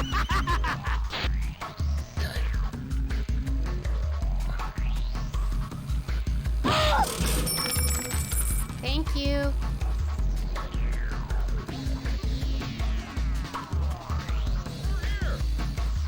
Got it. You're gonna need some ointment for that one. C button is brake, not B. B is jump. Yep. Okay. Get your keister over here. Are you kidding me? I missed. I'm dying over here. If it weren't for this plate in my head, I'd have finished in half the time. Only 10. Only 10? Wow.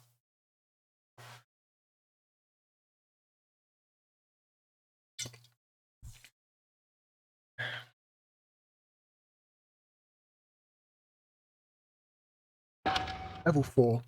Don't know how much more of this we're going to play. What's a new one? Industrial.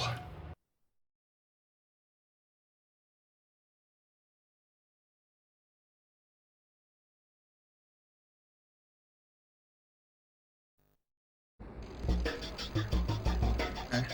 Oof. Oh god!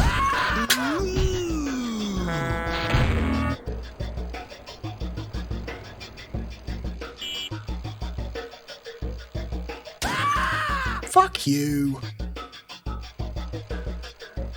Yeah, these levels seem like they rely a lot on memorization. Is that a zombie? Oh no, did I accidentally... Oh shit. I'm stuck. Turn. I don't give lunch breaks, so keep riding.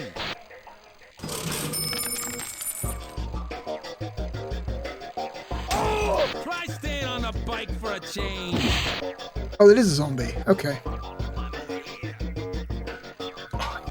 you get caught up on stuff in the road. Got it. And it's hard to get out of it.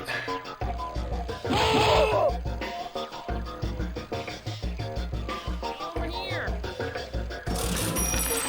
I guess you're not a complete imbecile. Okay.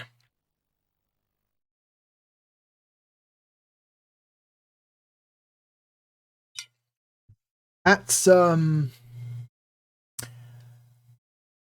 yeah. Quite the image. Huh.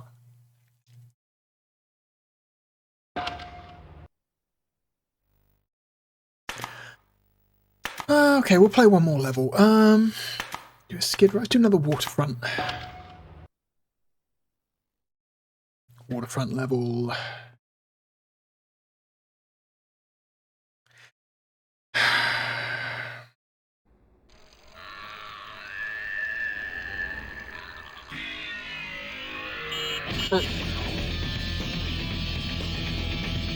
Turn.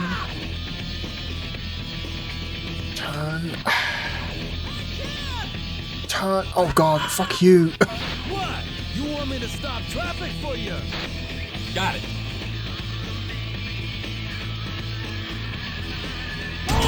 Shit. Get Problem is, when you slow down, you have like very little maneuverability. Oh my god. Ugh.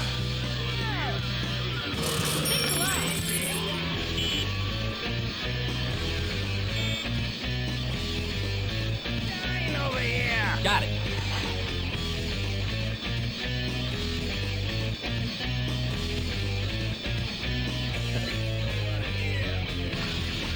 Thanks a lot.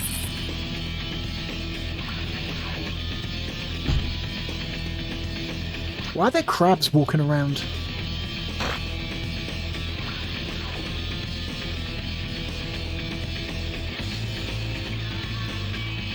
Oh shit.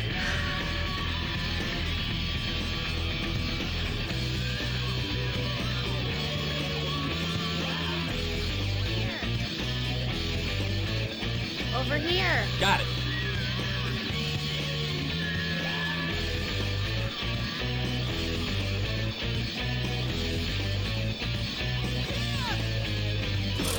That's what I call a classic case of beginner's luck. Okay.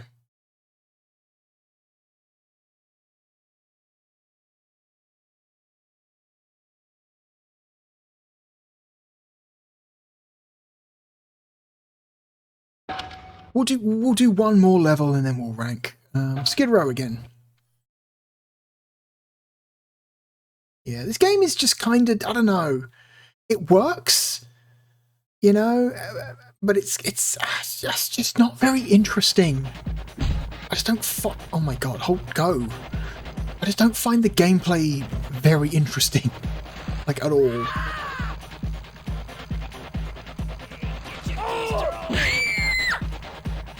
Oh my god. Hey, get your keister over here.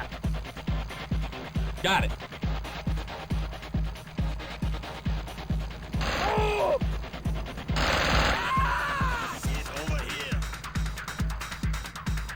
Get out of the way. I'm over.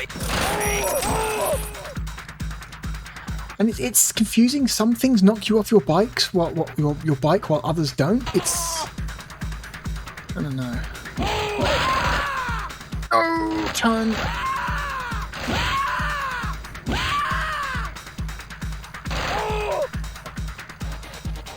Excuse me. Oh, over here. Got it. No, not the dogs.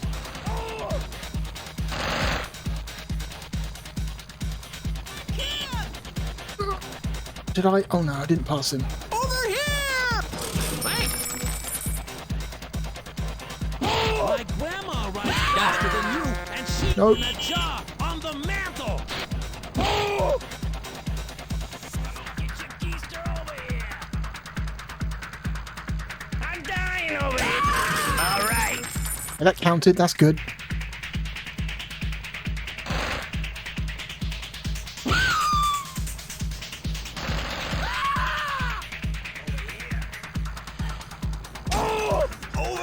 Get over here. Come on. Oh, got it. Oh!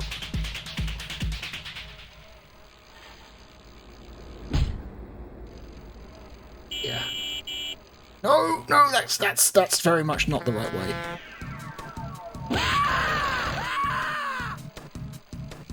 God. The path? No.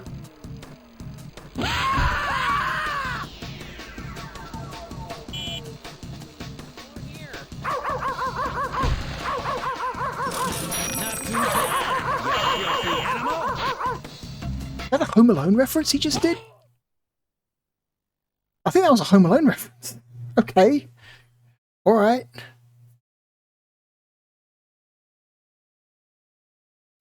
Yeah, I think we've played enough Courier Crisis. This game is like, it's, I don't know, it's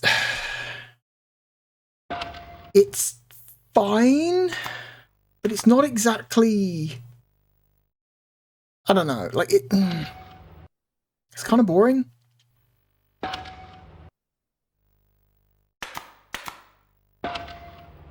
Doesn't look great. Doesn't run particularly great. Might as well. Oh no, I don't have a save file apparently.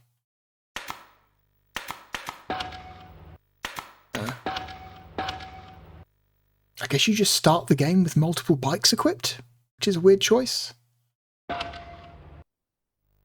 Anyway. Yeah, Courier Crisis. I don't think this game is in anybody's top 10. This seems like a thoroughly mediocre piece of software. Not especially terrible in any way. Just kind of... you know? Just kind of... It's playable, for sure. But the question is, for how long? I played that, what, for about half an hour? Maybe a little bit less, possibly? And I feel like I've played enough for, like, at least the next 6 months. Huh.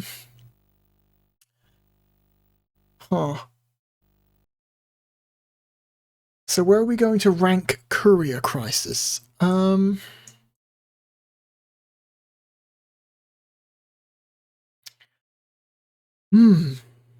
This is a tough one.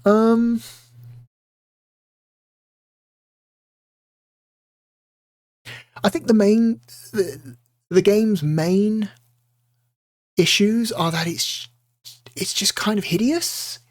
It's kind of ugly looking. It doesn't have a great frame rate. Although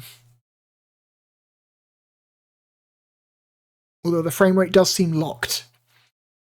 And also it seems weirdly unfair in like level design. In terms of its challenge. But I don't know. There seems to be like that car that was parked. That seems like it was intentionally programmed to only move as you get close. Shit like that's bullshit. It feels like the game is just really kind of annoying to play, but that's part of the design. Like it's intentionally annoying, which is not a great thing. But you know, that was something you definitely saw a lot in 90s games. It's like, oh yeah, this game's edgy because it's intentionally annoying. And it feels like it's constantly tricking you. It's like, oh, is that fun? I don't know. Oof. But yeah, you could totally do a game like this today. Just, I don't know, make it an Uber Eats delivery person trying to get people's food to them before it gets cold. You could totally do that. Someone should get on that. That actually sounds like, I feel like you could do this game today a lot better than you could back then. Where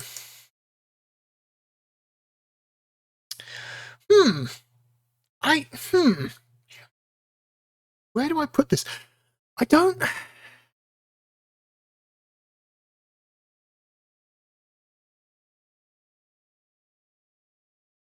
I don't like it as much as Destruction Derby. I don't like it as much as Mr. Bones. I don't like it as much as FIFA 97. It's not as good as Enemy Zero. The House of the Dead port we just played is a more, you know, consistently fun experience than Courier Crisis. I think I like Myst more. I like the Mansion of Hidden Souls more. I think Atlantis is a better game. Virtual Open Tennis is a better game. The Lost World Jurassic Park is not a good game at all, but it's I don't know, it's cool in some ways. It's got style behind it.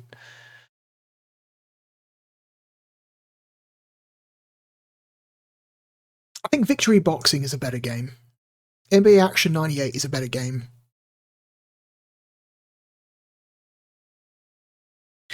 Discworld 2 is better.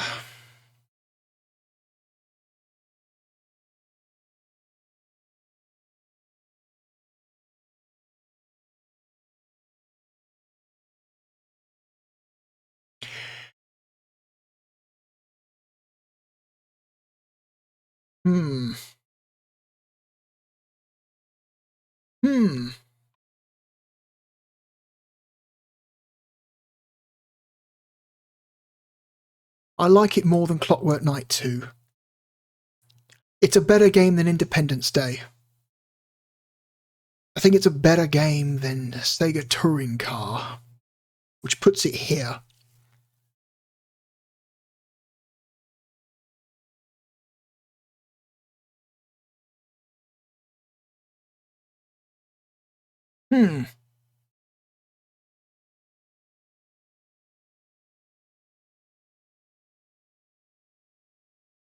I like Olympic Soccer more. I like Discworld 1 more.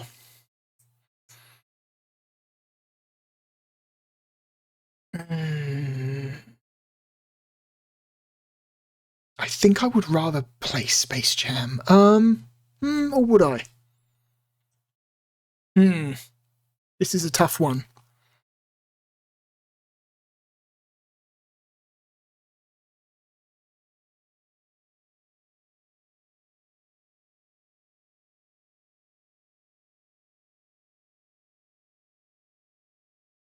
Yes.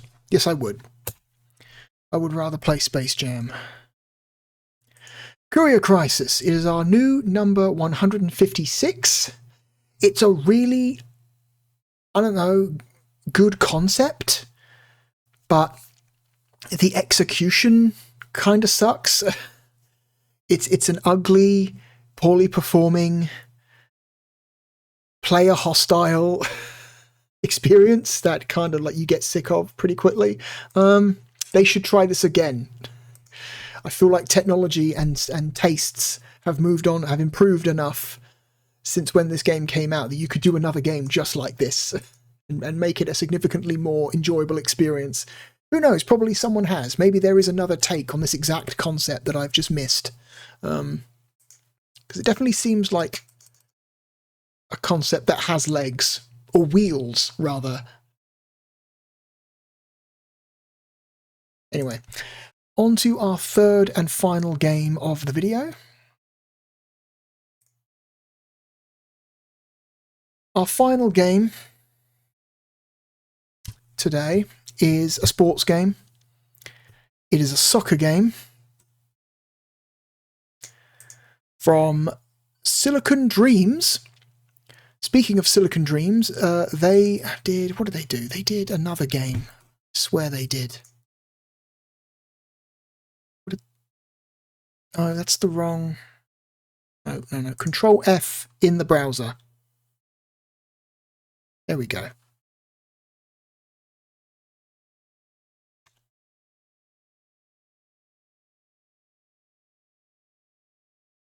Okay, Silicon Dreams have... 2 results in our list right now. They are responsible for the Sega Saturn port of The Incredible Hulk which is, you know, not entirely their fault. The PlayStation version of this game is pretty fucking awful as well. Oh, and they also made... Where is it? They made Olympic Soccer, so this is their second soccer game for the Sega Saturn. And this game was published by Sega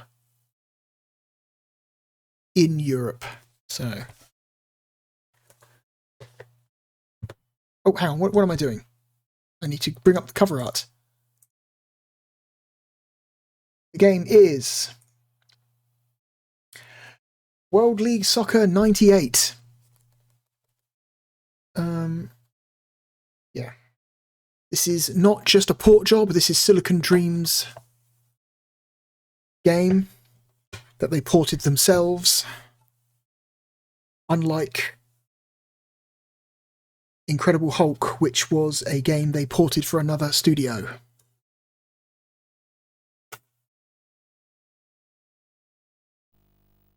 This is also the last sports game for the platform. This is it. No more sports games after this one. This is the final sports game we are going to play. Oh, I should also mention the release times for these games that we've been playing. I keep forgetting to do that. House of the Dead came out in April 98 in Europe. One of only 4 games to come out in April. Courier Crisis came out in May of 1998. The only game to come out for the Sega Saturn in May of 1998. One game came out that entire month. And World League Soccer 98 came out in June of 1998. One of only 3 games to do so. So yeah, the software release has slowed to a drip for the platform at this point. We are nearing the end for European Sega Saturn support.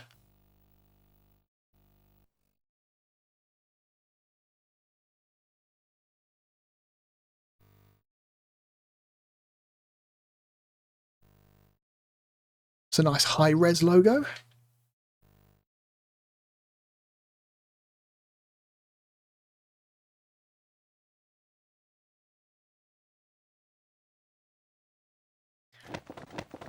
Okay, this game uses, I believe, a hybrid, well, not hybrid, like a pseudo high-res mode for its gameplay, similar to what we saw in Frankenstein Through the Eyes of the Monster.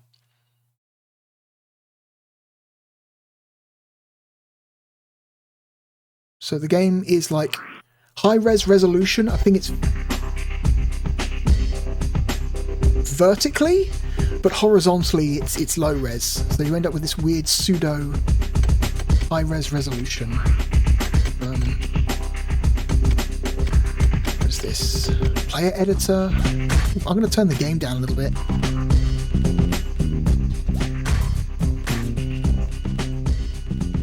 Oh god. Okay.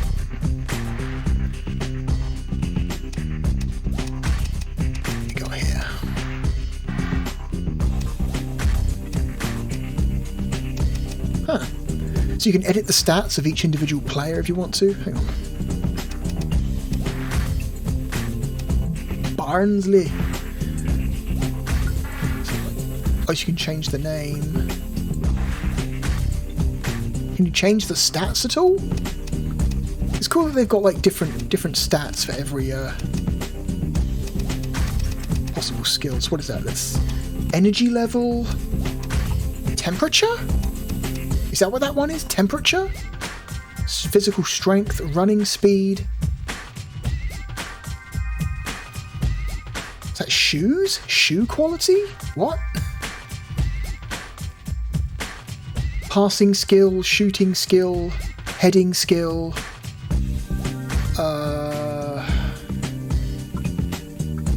I'm not sure what those bottom 4 pictures are meant to represent. I'm sure they represent something. That's interesting though. Let's Miscellaneous. Replays on scanner on scanner? Okay. Environment. Automatic. Okay, so you can set stadiums to automatic choice or have it so it only plays at certain stadiums. This game's got pretty good presentation, I will give it that. For an extremely late third-party game, for a failing platform, this is very good presentation so far. Okay.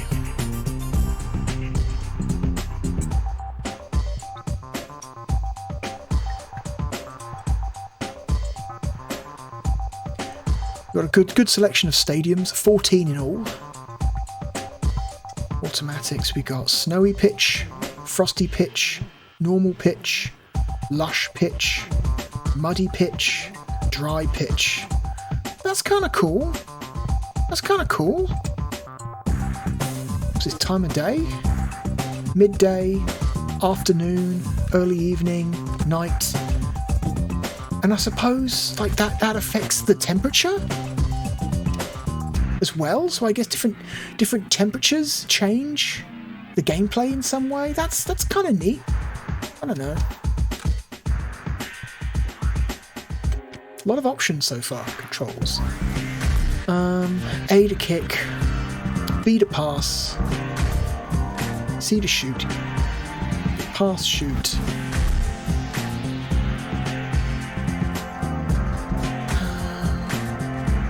We've got tackle, header, volley, sprint, cross. Okay. This game supports how many players? 4 players. I believe this is the final game to support the 6-player adapter for the platform as well, so I think every single other game after this is I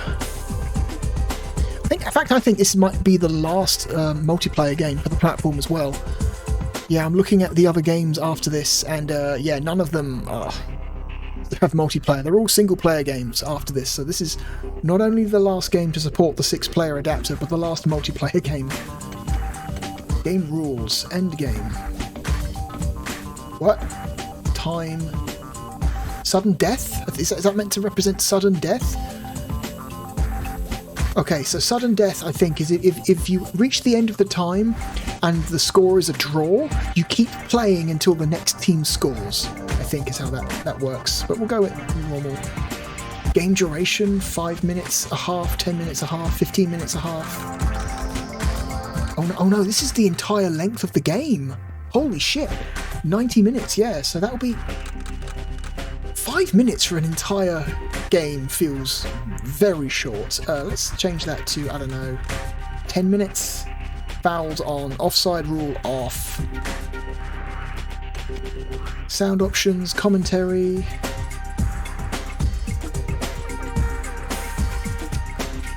Crowd, sound effects, music, stereo, mono.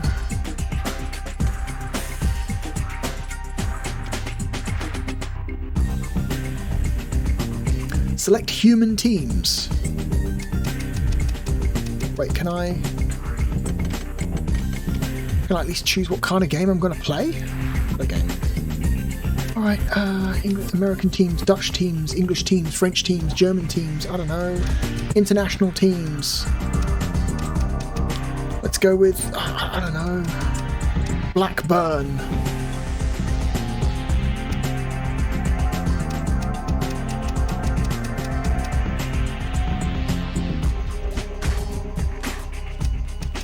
Okay, yeah, I'm hitting C for OK. Okay. Got to select continue. That's weird that they make you select the team before you select the game type. That's a weird choice. Exhibition, English League, Custom League, Arcade Cup, Tournament, Season, Practice, Options. Are the options different? No, they're the same.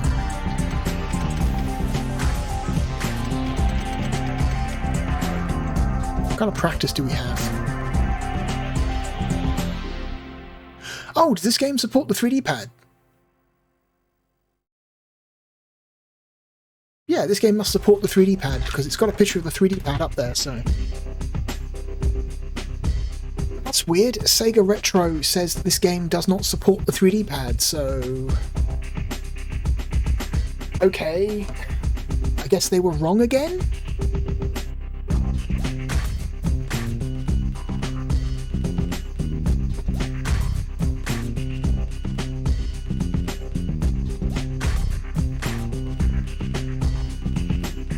Okay.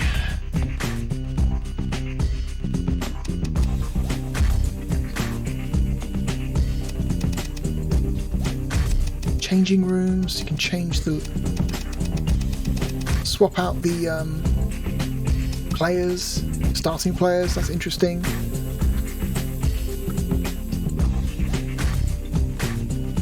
Oh god, you're creating like custom strategies and custom behaviors for each player. That's nuts. What? Yeah, look, you're selecting a player and then you're telling them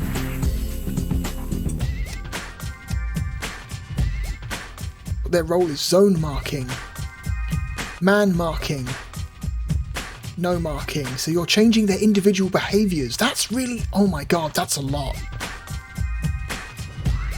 That's a lot.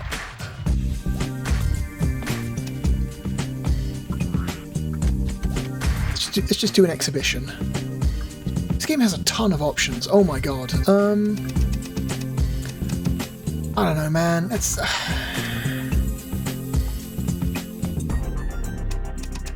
I don't know, Juventus. There we go. They're a classic boogeyman. Mediocre in their own country, but for some reason they just... A lot of English clubs were terrified of Juventus back in the day. Juventus really managed to get into the heads of a lot of English sides. So even though they themselves were kind of mediocre, they would really clear up when playing against English teams, because for some reason we were just terrified of them. Okay, no, we don't want to...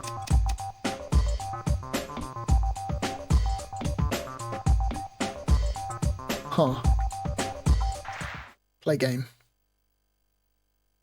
It's weird that they make you select human teams and computer teams, but then ask you which one you want to control anyway. Blackburn. Skill level. Max. 3D coin toss. Huh.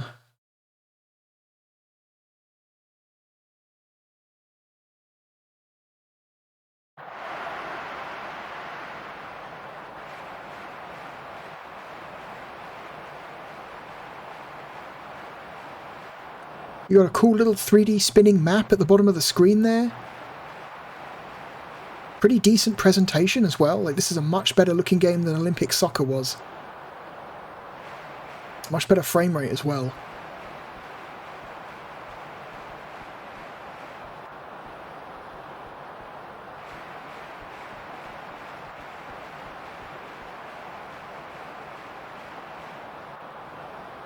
I think Juventus got in trouble at some point for fixing games. I want to say that happened. I like this game has a total of 2 hairstyles. You have hair and bald. It's like they can change the colour of the hair, but the style of the hair is exactly the same. And the only alternate hairstyle they have is bald man.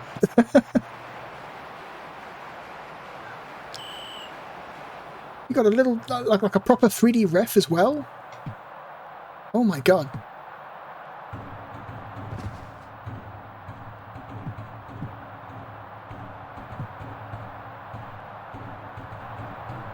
Hold on.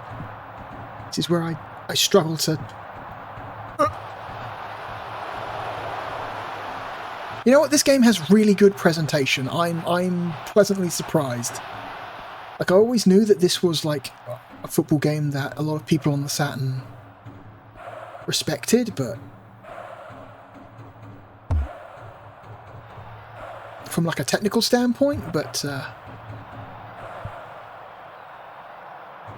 come on. How do I change... How do I manually change...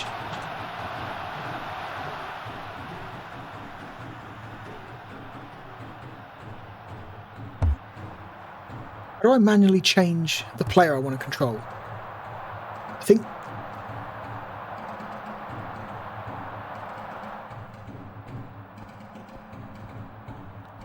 Also, is there no commentary? I swear there was meant to be commentary. There was an option for commentary. Whatever. Fuck you!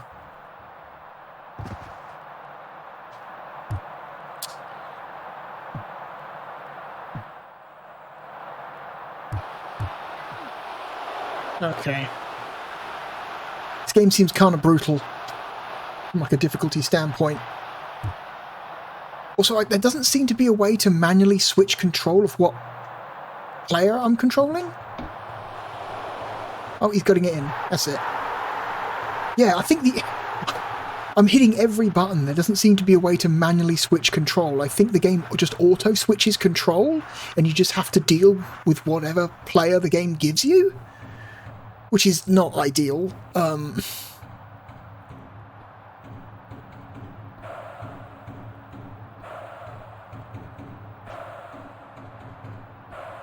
Yeah, okay. This game also came out on PlayStation. This is not a Sega Saturn exclusive.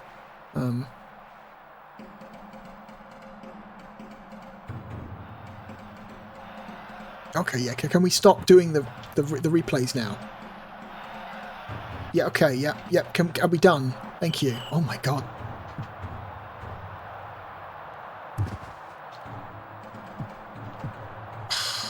They get hold of the ball and you just can't get it back.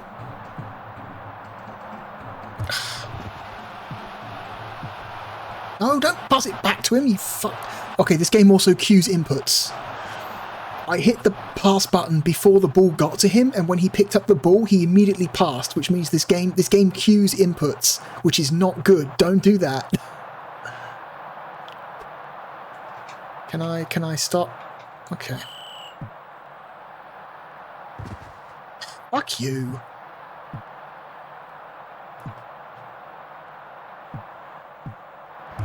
Yeah, this game cues inputs, absolutely.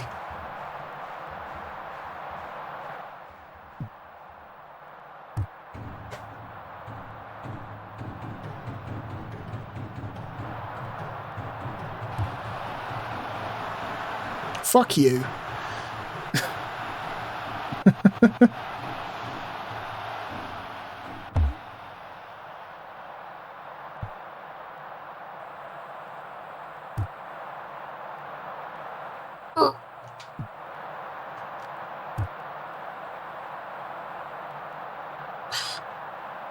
Yeah, not a fan of how the game...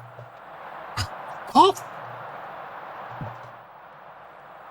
How the game handles player switching at all. That's awful.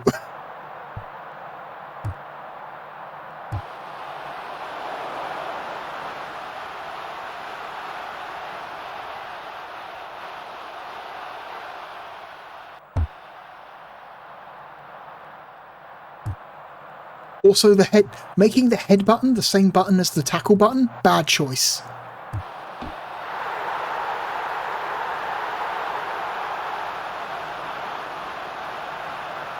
Yeah, this game seems brutal. Oh, fuck. Okay, I'm going to say something, and it's not going to make any sense. But this game seems to have Mortal Kombat AI. In which now, this keeps happening, where I have a ball, I have the ball, and I hit the pass button, but as soon as I hit the pass button, the guy who's on me immediately tackles me. It reminds me of Mortal Kombat AI, because Mortal Kombat AI has a thing where the game will detect what input you're putting in, and then just hard cancel whatever you've put in, because it's programmed to detect your input and hard cancel you. This game feels like it's got some bullshit, like input detection hard cancel shenanigans, the same way that Mortal Kombat does. I might just be imagining it, but it really feels like that.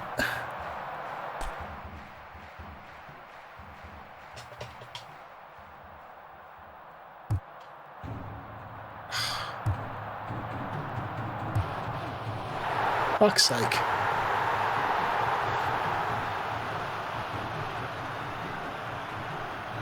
Yeah.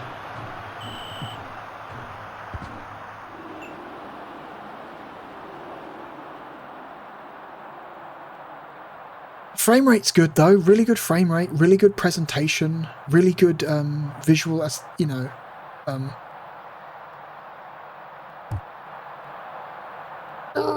Okay. Like really good visual presentation. Graphically the game looks quite detailed.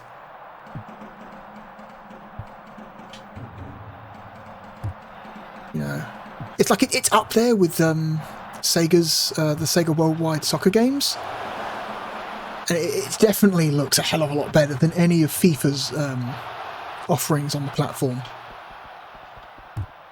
What the fuck was that? Why did he do that?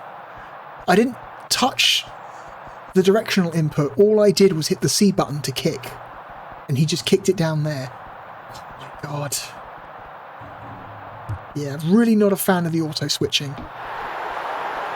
Really not a fan of the auto switching. Oh my god.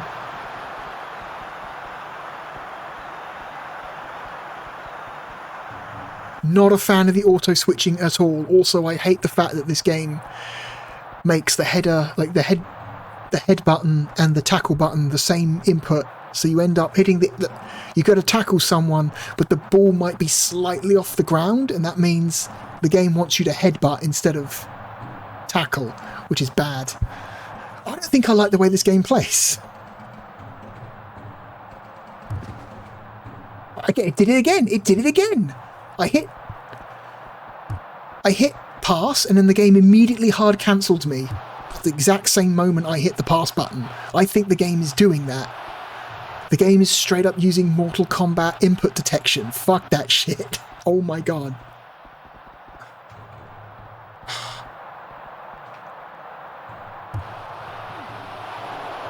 Man. I started playing this with like a lot of, like, I don't know, high hopes, but now, I don't know, this just seems vicious.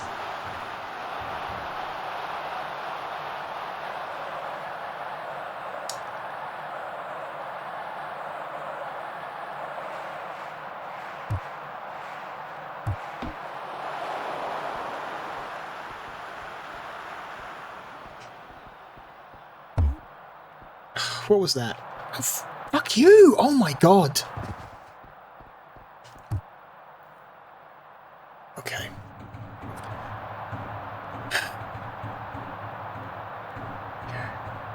Yeah. Oh no.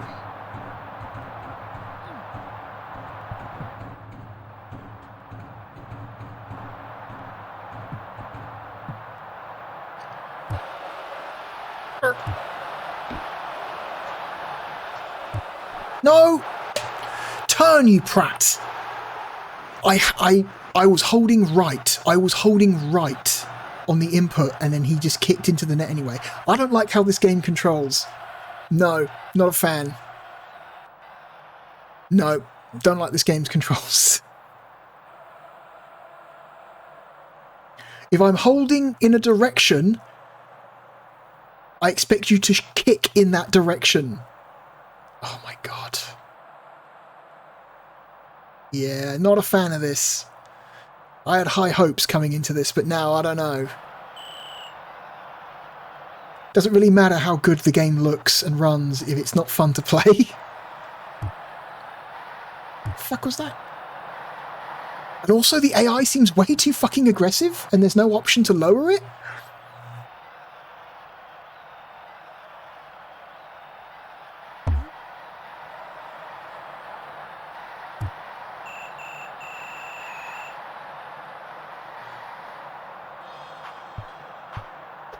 Whatever.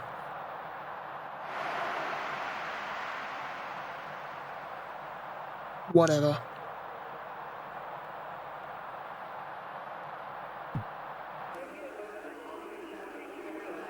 Still can't get over the fact that they don't let you manually... They don't let you manually change the player you're controlling. It's auto-switching always, constantly. Which means sometimes you're controlling a guy and you're about to do something and then the game will just automatically, without warning, switch to another player. That's really jarring. I don't like that at all. Oh my god.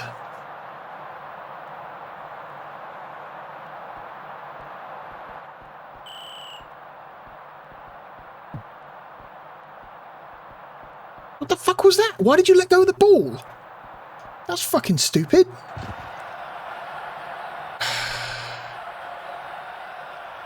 Also, apparently players just randomly let go of the ball now?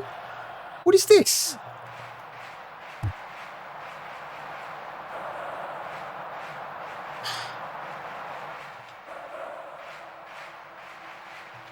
Not a fan.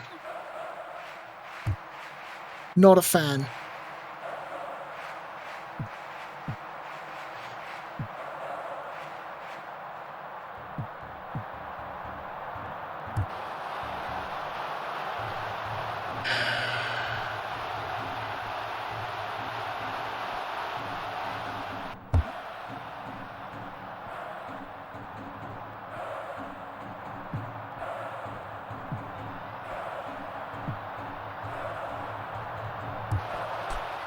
Okay, and apparently tackles do nothing. Oh my god.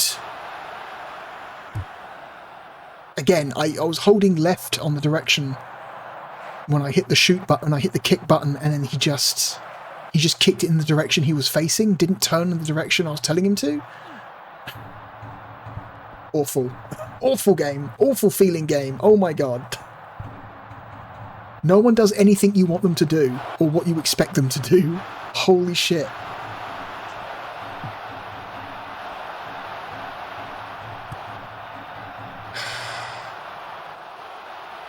I don't think people are going to be happy with my my ranking of this.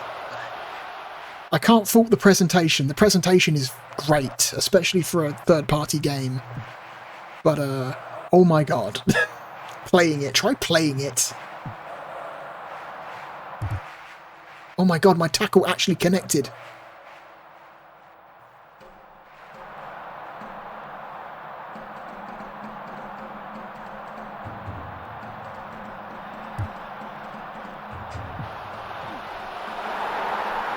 Sure. A guy running in place there.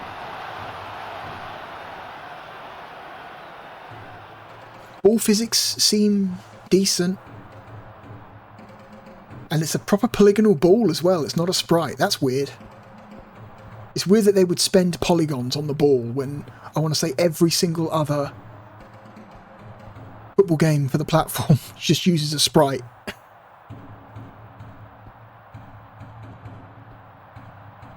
Okay.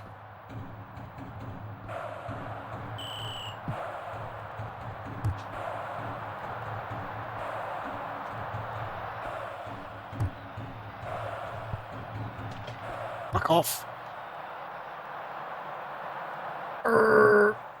No, pick the ball up, you prat. That's so annoying. You pick up the ball and you try to turn away, but then you let go of the ball when you do? Like, what the fuck is going on there? Yeah, go on, just hurry up and score already. Or a goal kick, whatever. God.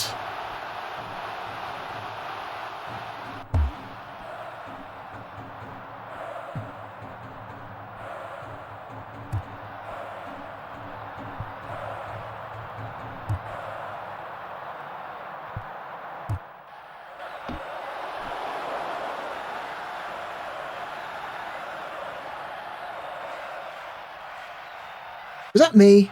Was that my guy? That was my guy. Great. Just scored another own goal. Because again, the ability to fucking steer your kicks in this game seems minimal at best.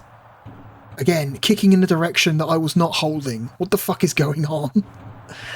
What is wrong with this game's controls? What? This game controls nothing at all like FIFA or Sega Worldwide Soccer. This game is doing something completely different, and I am not a fan.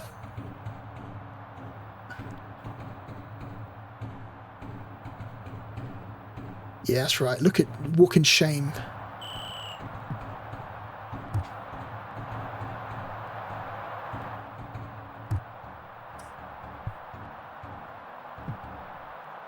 Why head? Why did you head? Why not tackle?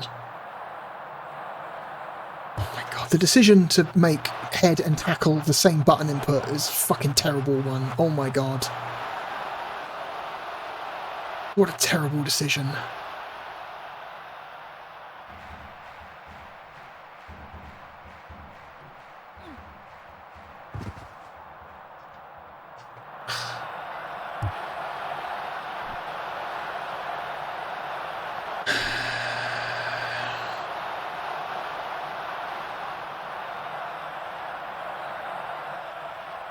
This sucks. I think this sucks. It's very possible there are people out there who think this game controls well and they like it and they like the way it controls. I do not. It did it again. It did it again. The Mortal Kombat style input detection. Fuck that shit. It's awful. It did it again. It can't be a coincidence. I'm sorry, it's happened way too many times now for it to be a coincidence.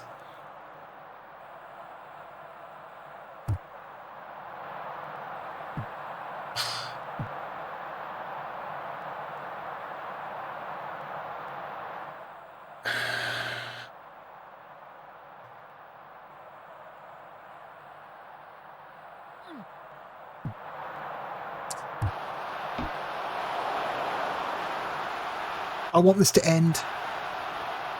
Oh my god.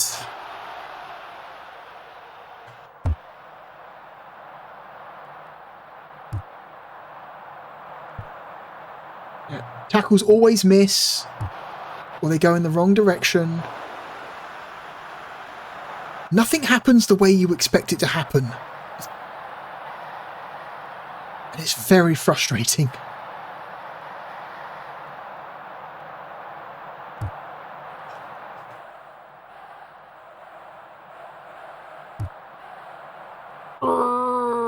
Fuck you!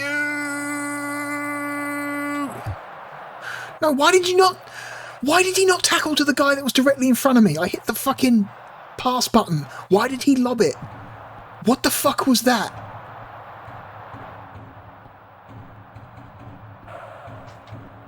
What? Why did you do that? Why did you... Nothing is making sense. The controls aren't making sense. Things aren't happening the way...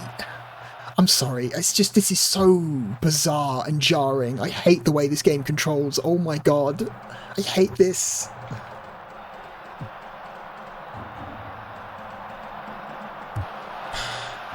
Wow. Straight to the chest. Let's go.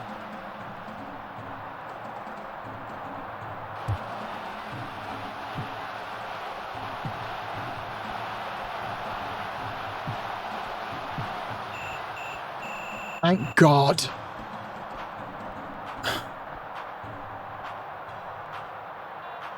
What a miserable experience that was. What the fuck?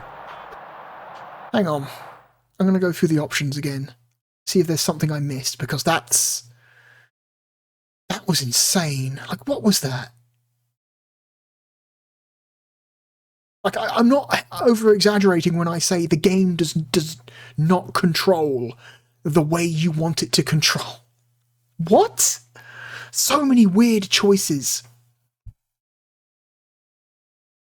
So many strange choices.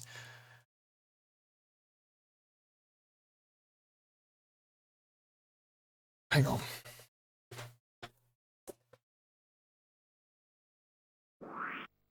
Let me consult the manual for a second. Also, there was no commentary there. Did you hear any commentary? I heard nothing.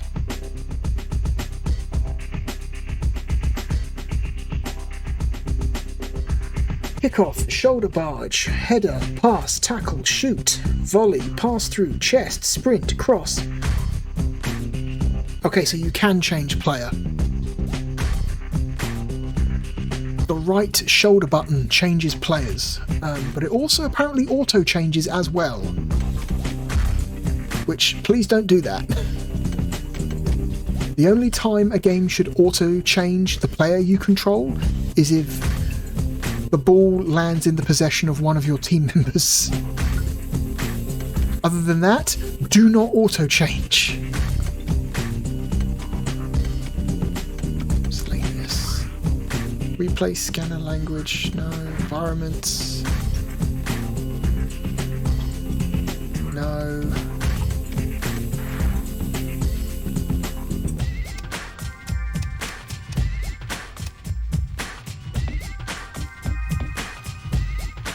Oh wait, no, that's not.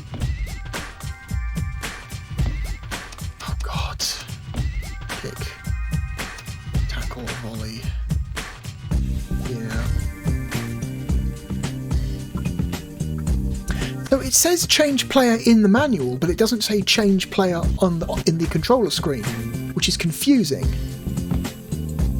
Because you think it would say it here as well. Endgame, duration, fouls, offside rule.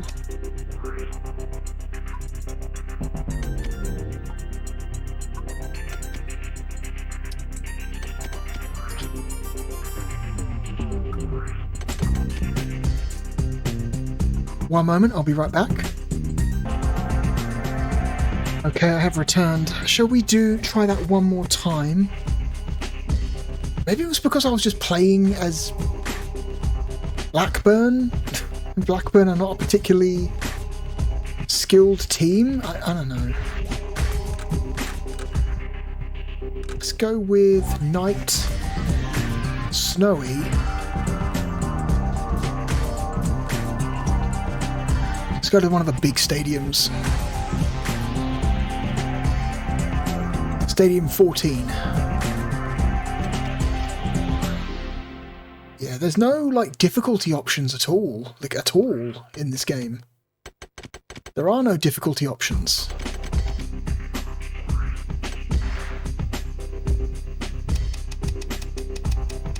International, maybe?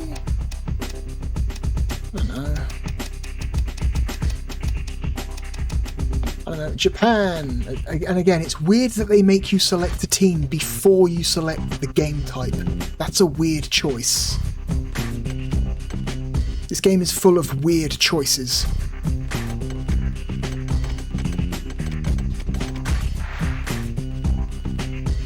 Yeah, let's select CPU team.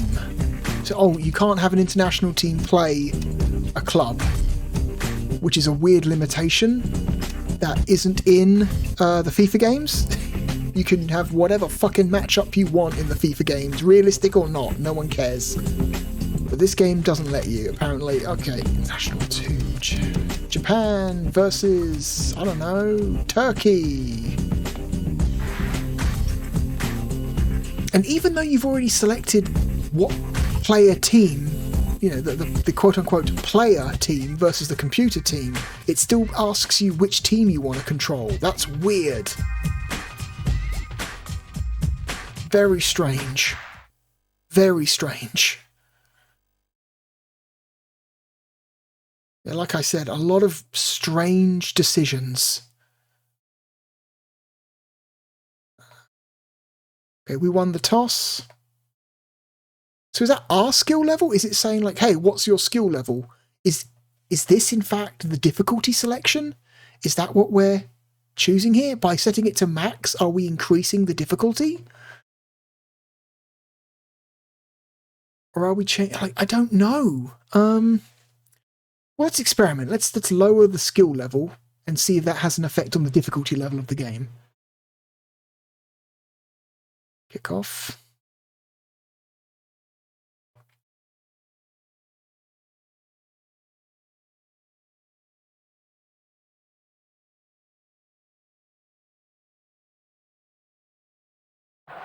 Welcome and good evening.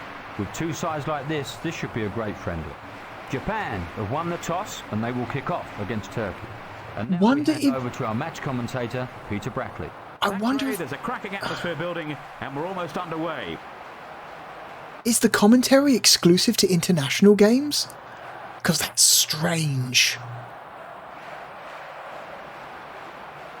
What? That's weird. If that's the case.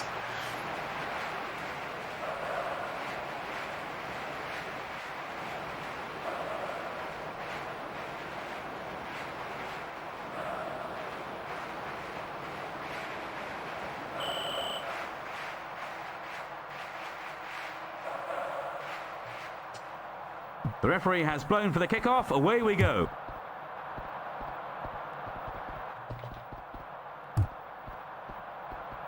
And that's neatly taken by Octay. Okay, so right trigger does in fact change the player, but the game also does auto-switching as well. So the game will still auto-switch to a player it thinks you should be controlling, whether you want to or not, which is not good.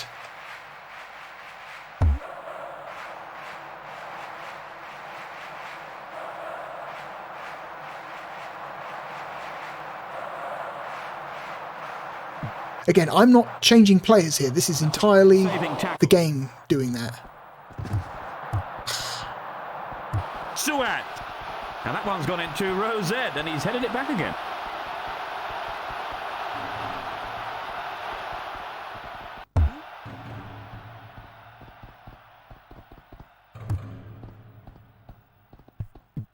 And that's a fine header towards Seto. A promising situation here. Oh, what bad luck. It's come back off the post. Oh, my God. This is terrific attacking. 5 up here. That's a fine cross in. Nice save.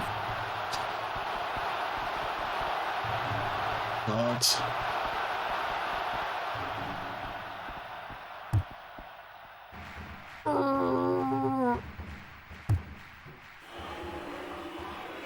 This one. Successfully played on despite being under pressure. That's a fine link up between the two. Suat. Late challenge. And the referee will have to show him a card for that. He's protesting his innocence, said he got there as soon as he could, but it's ridiculous. He's going to be booked.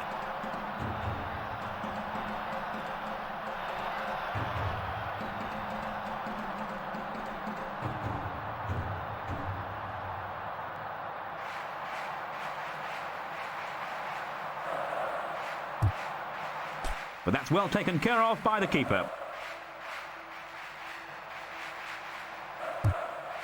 But the goalkeeper's clearance has gone astray. Kemuletin. There's a man on him. That's international class. That could have decided it.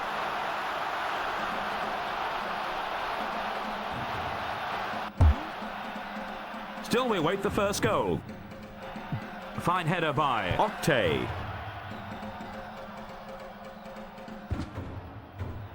And a competent save by Kawaguchi. Strike at goal by Suat.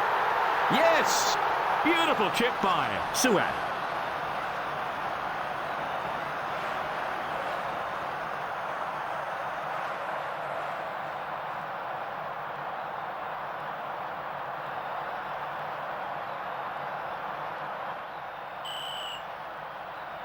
The kick-off by Soma. An excellent tackle. Kemuletin. I'm not sure what the skill level meter at the start of the game does, but it doesn't really affect the difficulty. In high by Oguz. And the goalkeeper did well to make the save. Oh, fuck. Sergen. A super dribble this. That's the half-time whistle. Yeah. Let's go back to the studio and Ray Wilkins. Thanks a lot, Peter. It's not been a bad game, but we need a few more goal mouse incidents.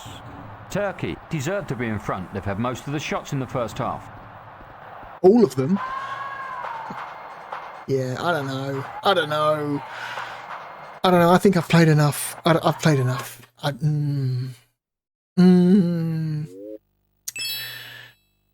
not a fan of this one. It's...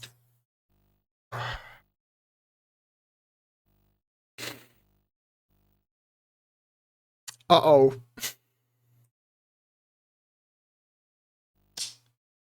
So...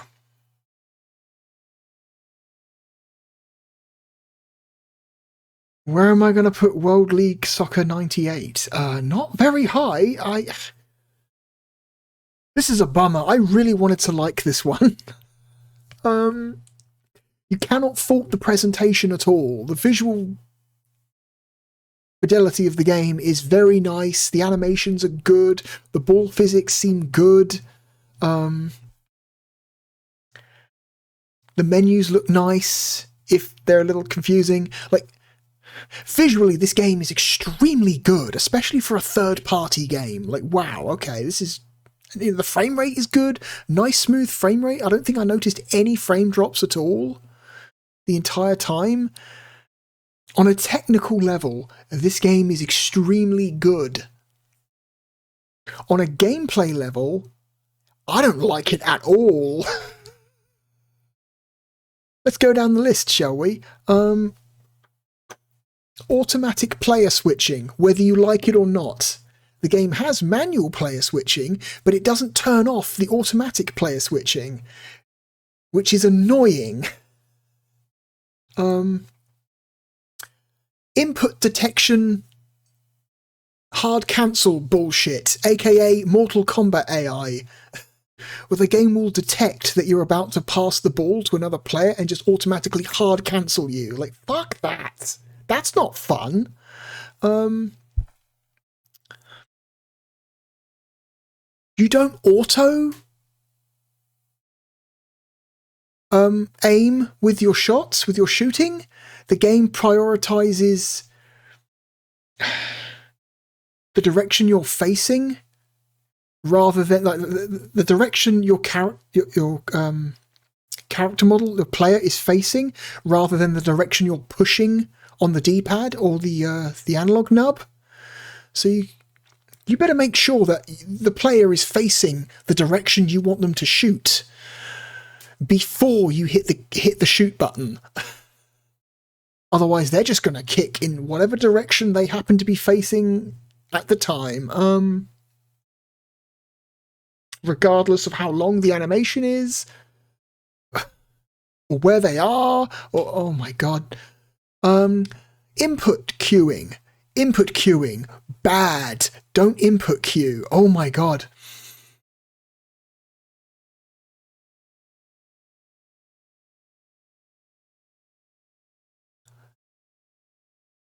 Mid pass, the ball is between players, you know, and I think I accidentally hit the pass button twice in quick succession, which meant that it passed, but then it also queued up the second input before it got to the other player. So as soon as the next player got the ball, it then goes, oh, you want to pass, do you? Like, no! It's...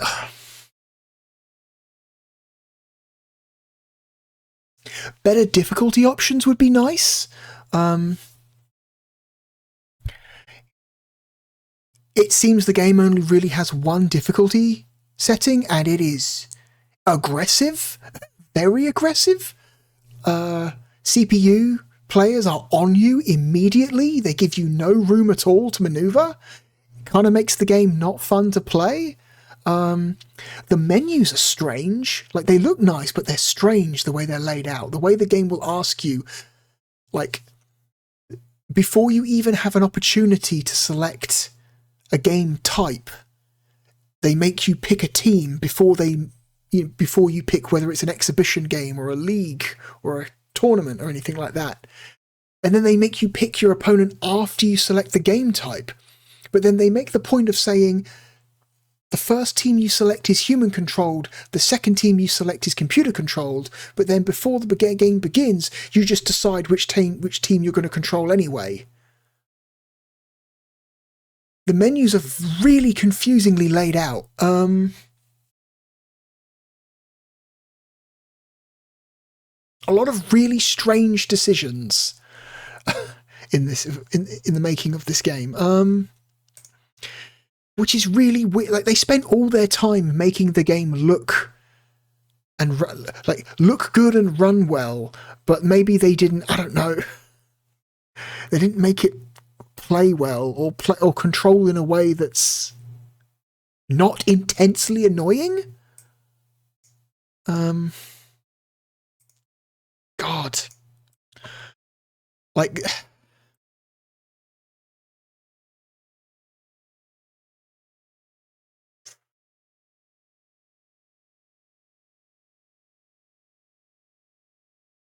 This game is no Sega Worldwide Soccer 98. Not even close. Not even remotely close. International Victory Goal is a better game. Sega Worldwide Soccer 97 is a better game. Striker 96 is a much better playing game. It doesn't really have the visual anywhere close to the visual fidelity of this, but it plays a lot better. I would rather play FIFA 98. This is a terrible version of the game, but it still plays a lot better. It's a lot more fun to play than this. Oh my god. I would rather play FIFA 97. FIFA 97 does not look nearly as good and doesn't run nearly as good, but it's more fun to play. FIFA 96 might be a better game. I would rather play Enemy Zero.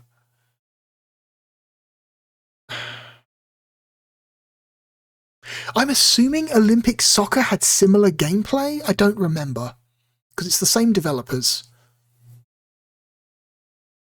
This game certainly looks a lot better than Olympic Soccer. Olympic Soccer, if you remember, was a full 3D soccer game with full 3D polygonal players, but they were very basic. They were like little like super low detail polygon men. They were incredibly adorable. Very, very cute. Olympic Soccer had a much better menu system.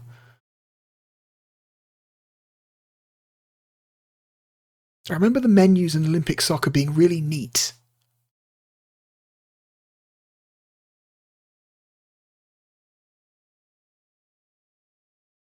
I would rather play NBA Action.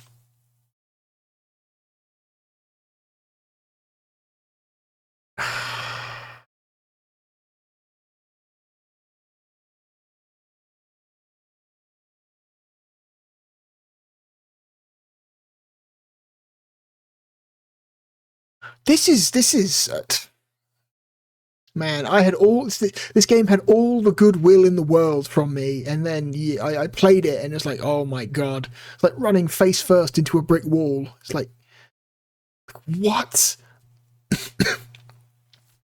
Why does it control like that?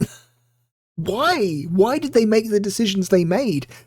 That's one of the most like intensely like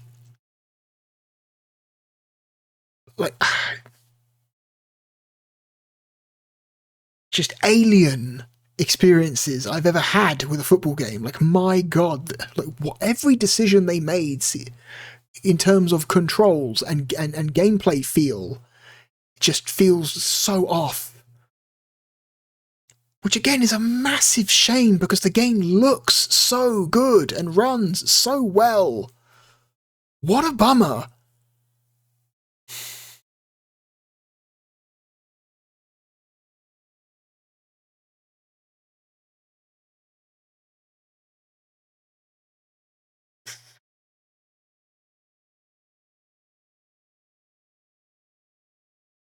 I like it more than Clockwork Knight 2. And I'm sure if I banged my head against it for long enough, I would get used to the controls. I'm sure if I played this for hours and hours and hours, I would retrain my brain to get used to what this game is expecting input-wise, but I don't want to do that. I'm not going to do that. I'm so used to the way the old FIFA games feel and play, and I'm so used to the way the Sega Worldwide Soccer games feel and play. I don't want to store a third control. third gameplay setup in my brain now, so I don't... Man. What? Also, both of those games are a lot more friendly in terms of their difficulty. Like, both of those games have difficulty options. They do auto aim on shooting. FIFA does auto aim on shooting and tackling, so no matter what you do, if you hit the tackle button, you will always tackle directly in the direction of the guy with the ball. The FIFA games are actually really accessible. Really accessible. Very easy to get into, where this game feels like it's just actively punishing you for assuming anything.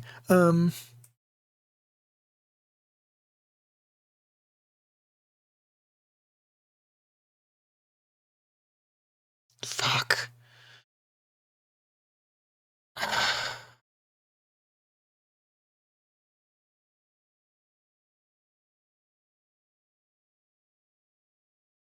It's a better game than Sega Touring Car. It's a better game than Courier Crisis.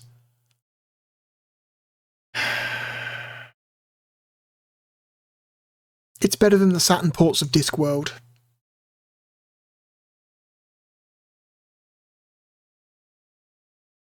It's not as good as NBA Action 98. And that's me. That's coming from me, a person who hates basketball games. I hate basketball games, but NBA Action 98 is a much, I think, more playable. Like, they're about the same in terms of, like, visual achievement, achievement of presentation, but I don't know. NBA Action is a much more playable game. There we go. World League Soccer 98. A big disappointment for very different reasons than normal. This is a game that looks great and runs great and has a lot of options and content, but the controls are just so fucking just not what you expect them to be, and the menus are weird and confusing. It's what an unexpected slap in the face this was. Wow, I was expecting this to be like, I don't know, somewhere up close to the Sega Worldwide Soccer games, but apparently not. Apparently not. Bummer. Huge bummer. My God, what a disappointment. I'm very sorry to anyone out there who likes this game. You must have spent a significant amount of time training yourself to get good at it, because I can't imagine it would take anything less. Anyway, that is it for this video.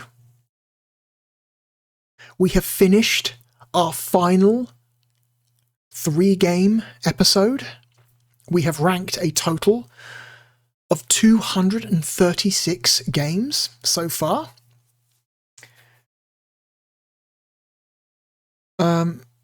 None of the games we played today I thought were especially good.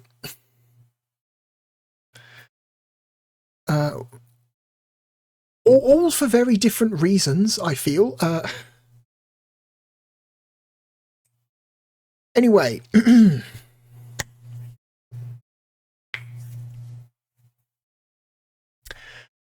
Next time on Ranking of Saturn, we begin the final stretch. The final stretch. The next 4 videos are all going to be single game videos. But I will not label them as 0.5 videos, because it doesn't make any sense to call them 0.5 videos anymore. So the next 4 videos, even though they will all be single game videos, they will all have just regular numbering. So the next 4 videos will be labelled 71, 72, 73, and 74.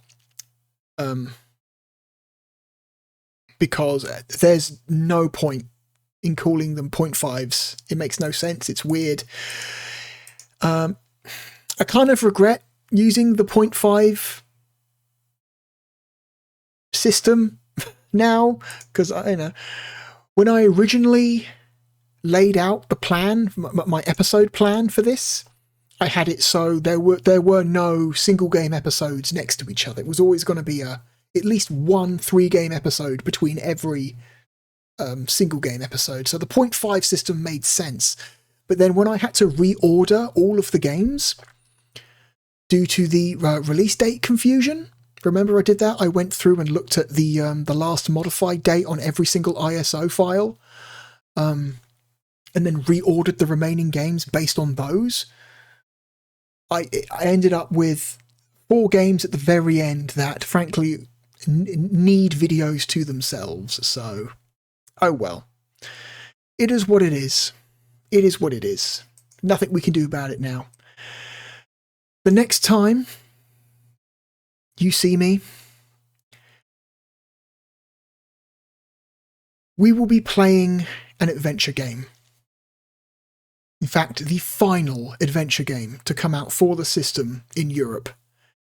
It is a sequel to a game we've already played, and it is maybe one of the best adventure games on the platform. The genre goes out with a bang in Europe, at least. It's I would call it quite a good port of one of my favourite adventure games ever. Please look forward to that. And as always, my name is therealbluedragon. Thank you for joining me, and I hope to see you again next time. Goodbye.